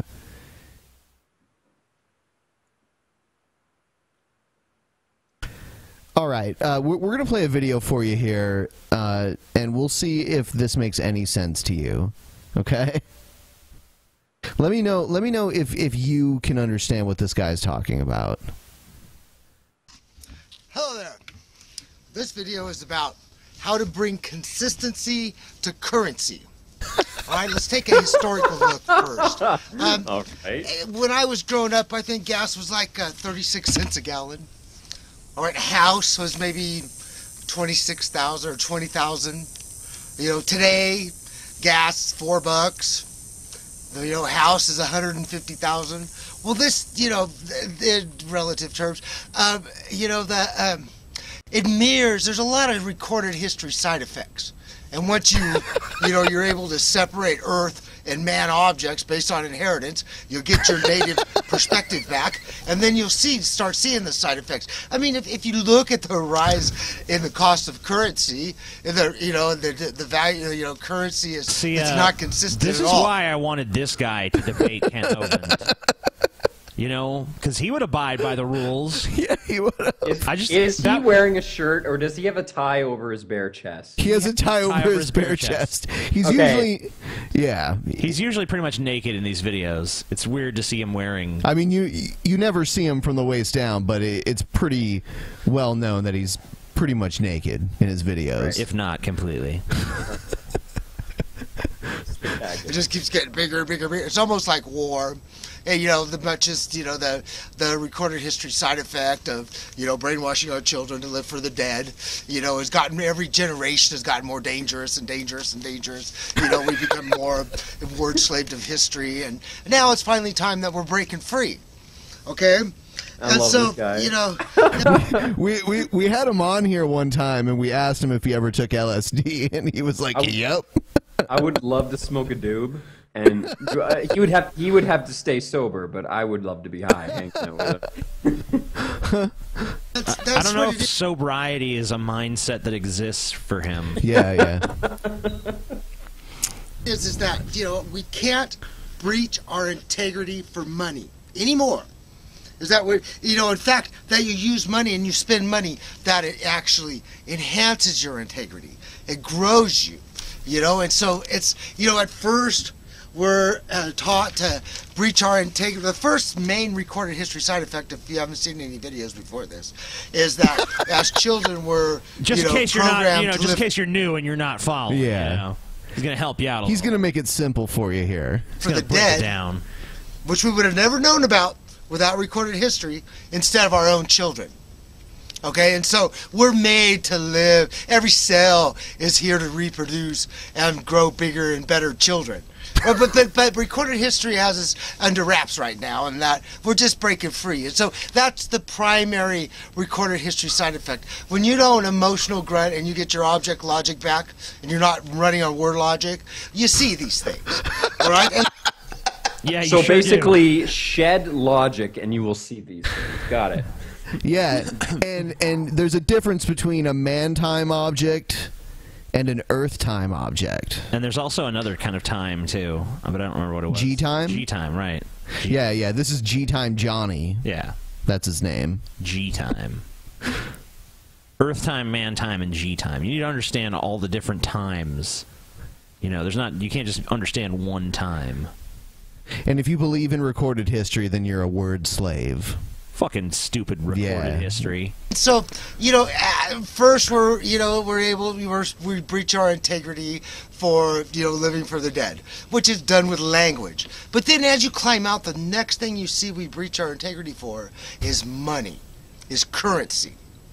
Okay? And so when I was talking about bringing it, and using it to enhance yourself, to make your life a test of purity by the money you spend, that means that, you no longer have to let food, safety, and shelter that be affected by money. And we have to remove that pressure, That's why that, dolphins are the clowns of the sea because they're good at getting.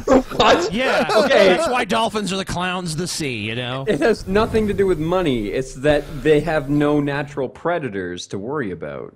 Dolphins don't have money. They're happy. Come on. They're the clowns of the sea. The clowns of the sea. I want him to spend 1 week living as a dolphin to prove his point. How do you know he's not a dolphin now? Yeah. Maybe he came to us from the dolphins to share dolphin wisdom. Food, safety, and shelter. And that raven right there is a clown of the sky because they're good at getting food, safety, and shelter. I'm sorry, he's my friend. You're going to have to put up with his noise. Now, they're the clouds of the sky because they're good at food, safety, and shelter. Well, there's no way in heck, that we should be breaching our... We've called him Happy Charles Manson before because he reminds us of like a happy Charles Manson. Well, Charles Manson's happy sometimes. Yeah. Yeah, Charles Manson was a happy guy. How about less murderous Charles? Yes. Yeah, he's like I always call him Charles Manson's good twin. All right. Integrity for money. Okay? And so how come we do that? Well, and how is this, just like the danger of humanity. I can't stop. You just got to deal with it. All right. Okay. We're fine. The we are dealing with it just fine. How about the guy on fucking camera? Is he staying focused on his point? Whatever. I'm still waiting for the point, by the way. What's the point here? We've had him on here and tried to understand what the fuck he talks about at all. And we failed. We failed. Other people have messaged me. They're probably trolling me, saying, "Oh, you guys just don't get it." Yeah, maybe we just don't. Maybe it just ain't for us. We're not ready for that sort of enlightenment, I guess. He makes good songs, though. We have a few videos of him singing, and that's really how we discovered him. I'm G-Time Johnny. Yeah. All right, here's a Pat Robertson clip. One more question. Mike says, I keep hearing about a bunch of stuff that's supposed to happen on September 23rd. How much of this should I believe, and where do you think we are in regards to prophecy? You got 30 seconds. I think, the clock is down to 11:59. I think that things are getting ready to wrap up. We've got Jonathan Kahn, who talks about Shemitah. He's coming in another few days, and maybe he can clarify some of the things. Oh my God! I love that for 2,000 years Christians have been saying like, "Yeah, he's coming. It's soon." Pat Robertson. It's not real soon now. It's not just soon. It's this generation. Every generation says it's this generation. Pat Robertson looks so fucking old. Looks like he's been saying it for 2,000 years. Look at him. Yeah, he's been waiting the whole time. He says, Jesus promised me personally he was coming back before I die. He told it to my face. Oh. I believe the motherfucker. He wouldn't lie to me. Things he's been writing. But I do think the Earth is hurtling toward some final conclusion. We all feel that. We all feel that. All of us. Every last stinking one of us. The final joke would be if the Earth did explode before he died. I mean, I would probably laugh at that. Yeah, that would be pretty funny, but I don't think God would have anything to do with it. I have a clip recorded out of Philadelphia where a police officer tells a guy that if he donates money to his fundraiser, he won't like impound his car. Neat. Yeah. You and your friend got any money by these thrill show tickets? Support your police department? $10 each, man. Either you buy these or I take your car because it's unregistered. $10 each, man. Bucks.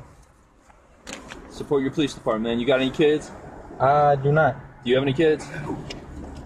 You got any sweetheart? Yeah. I'd rather take my girl than this guy. It looks like you want to look like two fruitcakes, you know. Yeah. All right. Well, listen, my man. You look like two fruitcakes. Said you don't look like two fruitcakes. Yeah. He was complimenting them. I saw a different one earlier from this same encounter where I guess the guy had something pink, like some sort of breast cancer pink thing on his car, and the guy's like, "You look like a bunch of queers." Yeah, I think I saw that. Yep. No, I mean, this does seem like a pretty good example of corrupt policemanship, but really, like, he's giving him a free pass on driving an unregistered car. Right, I was thinking that too. I'm like, man, this is one instance where the corruption is kind of to your advantage. Like, yeah, you know, I'd pay $20 to keep my car from getting impounded because it would cost more than $20 to get it out of the impound lot. It's just weird that cops are like told to sell these tickets to these fundraiser events. And is this how? I mean, is this how they normally get people to buy them? Well, you know, you got to do what you got to do. Everyone was like extorted into buying them. That's why no one actually goes to the event. Hey, give you money a piece. All right, hey there. No. You already paid. You got these tickets, man. Go support your police department. Okay. Support cops like me that instead of taking your shit, you two walking. I just buy these tickets. All right. That's it. Cool. All right. You got $30, $10 piece. $30? Can I get two? I don't want to take this guy. Well, let him buy it too, or else I'll take. I'm gonna do it this $5. Let him buy it too, or else I'll take your shit. Now he's increasing the amount of money. Okay, now we're starting to get into corrupt mode. He already promised 2 tickets, $20. Now he's like, oh no, I want a 3rd ticket here. You said it already. Give me likes $30. to renegotiate as he goes, you know. Yeah. Now we're starting to get into strong arm tactics here. And what's up with the wipers? Breast cancer, man. My grandma went through it. Breast cancer, I can understand. Oh no. He's gonna keep finding problems with the car and be like, that's another ticket, man. Buy another ticket. Can't you support breast cancer in another way? You look like a fruitcake. You know? You're a fruitcake. It's not enough that he corruptedly made the guy buy 3 tickets. Now he's calling him a gay. You're so gay with your wipers. Yep. Fucking breast cancer awareness. You look like a fucking fruitcake, eh? Oh, yeah, why don't you show me what a fruitcake you are? Why don't you suck your friend's dick while I watch, eh? Yeah, do it. You naughty little fruitcake, you. Yeah, do it. Yeah. Do it. That's what I heard.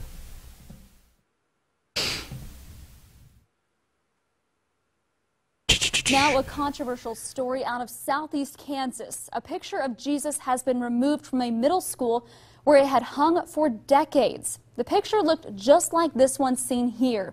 The superintendent of the Royster Middle School says the district's lawyer advised the school that they could not legally display the picture. The issues arose after the district received a complaint from the Freedom from Religion Foundation. The national organization is dedicated to the principle of separation of church and state. Yeah.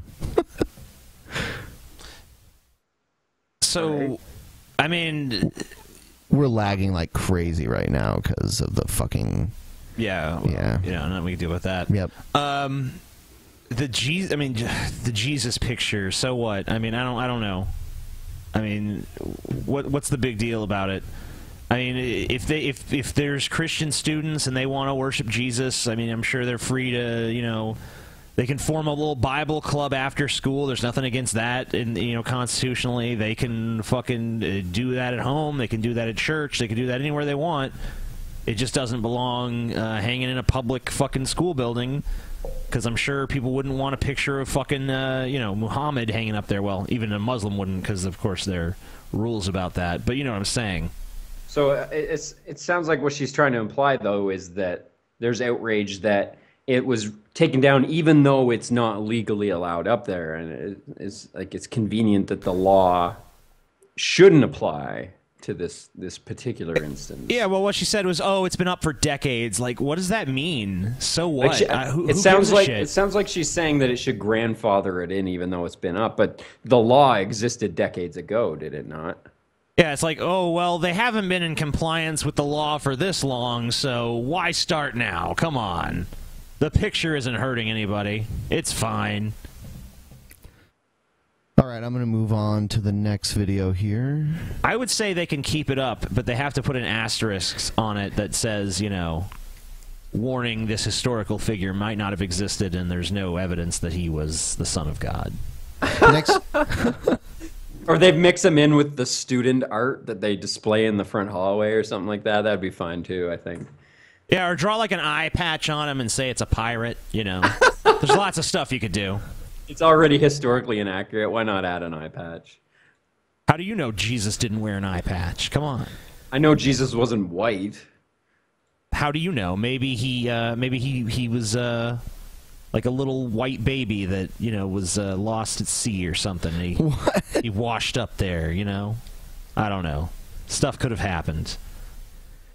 Next video we have here is from that guy that believes that all the mass shootings are just conspiracies. Yeah. To make guns. All of them. All of them. False yes. flags, every single one. Yep. Right.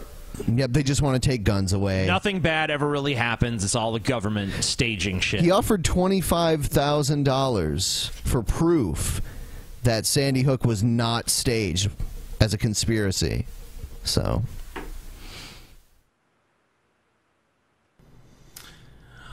I just returned from the subway in my hometown. It doesn't matter which subway it was, but I was in there buying a sandwich. Okay. I happened to be carrying what? In an external holster What a an Glock interesting 27 position. pistol in .40 caliber. Uh-huh. And I ordered my sandwich, and as I was walking through the line, there was a gentleman standing to my left, and I could see him looking at me like this. Probably because you're so I fat. knew what his problem was, but I ignored him. I picked my Maybe he recognized you as the asshole that demands proof of dead children, even though there was already proof out there. Yeah, no. That couldn't be it. But you have to put your 25 grand on the line, too. Yeah, and you know, he decides who wins. Yeah. Put your 25,000 up against my 25,000, and then if I accept your proof, you get my money. Well, that sounds like an awesome deal. He says, "Are you a cop?" Actually, what he said was, "Are you a police officer?" I said, "No, sir, I'm not a police officer." I said, "Some people mistake me for that because I'm clean shaven and I normally keep my hair short." No. And he says, "I don't mean that. I mean a pistol." He says, "You're carrying a gun." Wait a minute. So if you're a man that's clean shaven with short hair, people just mistake you for a police officer all the time? Okay. Sure, we'll go with that. Not the gun on his belt. Yeah, it had nothing to do with I like how the guy that he portrays the guy that asked him these questions, like, "Huh? Are you a police officer?" Yeah. It's like, what? And he's like, "No, sir, I am not. I am calm and rational. Yeah. Why are you so hostile and angry?" So basically, what his point is that he shouldn't have to deal with criticism for open carry. Right. Like even in a place where open carry is legal, like it's legal to carry a sword around where you go. But I'm pretty sure that you should expect the exact same kind of looks if you walk around downtown or go into a Subway restaurant with a fucking sword on your belt. Subway. What if Jared came in there and tried to molest some children? Yeah, I mean, it'd be legal for me to wear like a fucking leotard with leopard prints on it, but I think people might stare. I don't think I'm entitled for people not to be like, "What the fuck?" Then you'd be like, "No, sir, I'm not a gay. I often get confused for one because of all the body hair." But yes. I said, "Oh, yes, sir." I said, that's correct. I said, "This is Kentucky. Are you familiar with the open carry laws in this state?" And he says, yeah, I am. I just think it's ridiculous. Well, I wasn't going to get into an argument with him because there's no point. You'd be arguing with a liberal. But anyway, how do you know? Okay, sir. Wait a minute, hold on. Are you saying it's impossible for someone who's conservative to be against open carry? Because it's not. But okay. Have a nice day. Story. And went over to the table and began to eat my sandwich and drink my soda. Hey, come on, be honest. Sandwiches. Let's not lie. Come on. He just bought like 12 cookies and sat down. Later, he goes storming past me and blasting out the front door, and I said, have a good day, sir. Of course, he scowled at me and kept on walking. And as I was sitting there eating my sandwich, I looked in the parking lot, and parked right there in front of me was this bright lime green hybrid vehicle. I don't know if it was a Honda or a Toyota. It was one of those. But it was this disgusting. Yeah, we all know pieces of shit drive hybrid vehicles. Pretentious motherfuckers. Anyone who drives a hybrid should just be shot. Yeah, who let all these liberals into Kentucky? Yeah, Kentucky's turning into a liberal paradise. And I said, I'll bet you that's that guy's car. And he walked out, and he walked around behind the vehicle, and he started walking down. And sure enough, he made a hard right turn and climbed into that little Honda hybrid vehicle and backed out. What is the title of this video? The Day I Met a Liberal. It says the title is liberal in all caps, and it says unloads on me, which sounds kind of perverted if you ask me. Yeah, also how did he unload on him? He's just like, oh, I think that's ridiculous. He didn't even say that much. Oh my God! Yes, there are people with different mindsets than you. Do not make fun of them. It's One like day he was you might berated in a subway. I know. The day I met a liberal. The wrong direction out of the parking lot. The arrow was pointing in, but he went out. Because after all, he's a liberal. The rules don't apply to him. He's an elitist. Jesus Christ. He has an education. Of course. In fourth century Egyptian poetry, so therefore he's an educated individual. He doesn't know anything about. He doesn't know anything about this person. This person said like one sentence to them according to his story. That's unloading on him. He was unloaded on.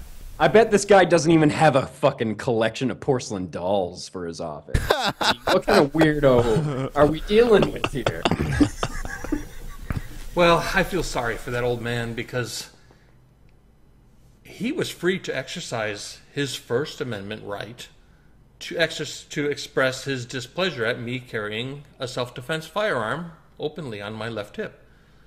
But apparently, I wasn't free to exercise my Second Amendment right to carry. You were. You actually were, and you never did. Said you were. No, he never said you weren't. You weren't correct. What he said. What he was implying is that it's fucking weird to walk into a family restaurant with a gun. That's it. I mean, just because you have the right to do something doesn't mean you should do something. Yeah, I mean, it's a fucking Kentucky Subway, not the OK Corral. I mean, it's just what are you? Who's gonna come in there? You know, like he was worried fucking Wyatt Earp is gonna bust in and fucking start blowing fucking. I mean, what's gonna happen? Exactly. So, I mean, this is an example of somebody exercising his rights specifically to incite about the only thing he exercises, by the way. Yeah. He's doing it intentionally to get this kind of reaction. I bet he's been going to this Subway every day for a month waiting for somebody to chew him out about it. This is like those... You remember that guy that went to the Chuck E. Cheese with a gun? Yeah. Knowing that it was against their policy just so he could make a video bitching about it? Yep. And he even dragged his kids down there and let them get disappointed. He had the manager. So look. You know, he's like wasting the time of the management there. Like, I just want to lodge a complaint that now Chuck E. Cheese is unsafe. Did he have to wait in line behind somebody that didn't want to wear a shirt, though? I bet. Like, how long was that lineup? It's like, I didn't want to wear pants. It's not legally required to wear pants. Why should I wear pants in a Chuck E. Cheese? And the guy's sitting there with his gun like, fuck, I don't have all afternoon for this. Come on. You mean to tell me Chuck E. Cheese has a policy against jerking off in the ball pit? What the fuck? This is ridiculous.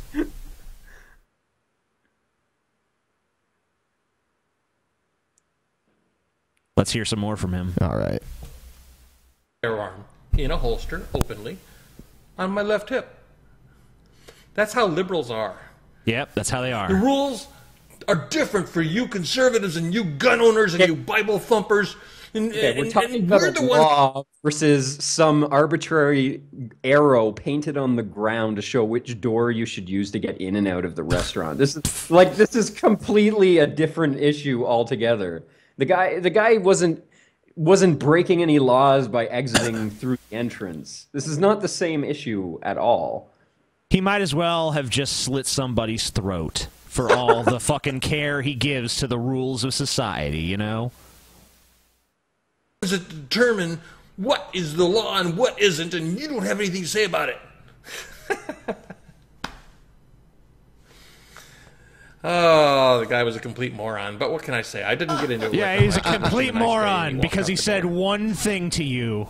Even here in Kentucky, we have liberals. Oh my God. Sad. What a sad day for Kentucky. The only thing he lied about is that he was in a Kentucky Fried Chicken this whole time, and it wasn't a sandwich; it was a bucket of chicken. The saddest thing in Kentucky Maybe it was a is that double it's down. Kentucky. That's a sandwich. Yeah, I mean, if there's liberals in Kentucky now, does that mean Kentucky might eventually be dragged into like the 1960s? Because right now I think they're in about 25 or so. I think it's about time to wrap it up here. Are you sure? Yeah. You sure? Yep. Really? Okay, Yeah. we're wrapping it up. Thank you to the skeptical armor guy for being here. I'm just fucking with it. Armored Skeptic is There's here. a link in the description to the video to his channel in case you haven't checked it out. In case whatever. And I hope that he lived up to everyone's expectations as our second most requested guest.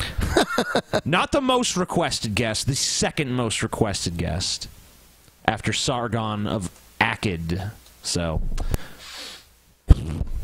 all right. Thank you for being on, Armor Skeptic. Yeah, thank you for having me on. It's been an honor talking to you, TJ and Ben.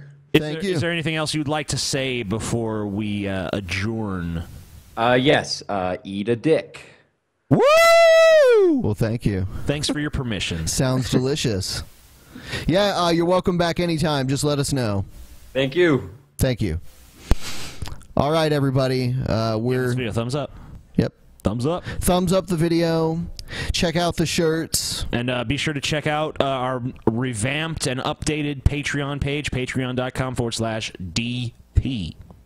Good night. Brand new $1 perk. So anyone who just wants to give $1 a month, that's $12 a year to the Drunken Peasants podcast, and you get early access to all the Rage Feed content. And actually, by the way, since we had so many tech issues, just in case, we may end up having to re-upload the episode. Yeah, so, if that happens, come back and give it another thumbs up. And be patient. Yeah, and don't. I mean, it's pointless to even say this because it's going to happen anyway. But please don't send us 1,000 messages telling us the show's not up yet. We know. Yeah, if it's not up, trust me, I we know. assure you, we are aware of whatever situation is going on. All right. Good night, everybody.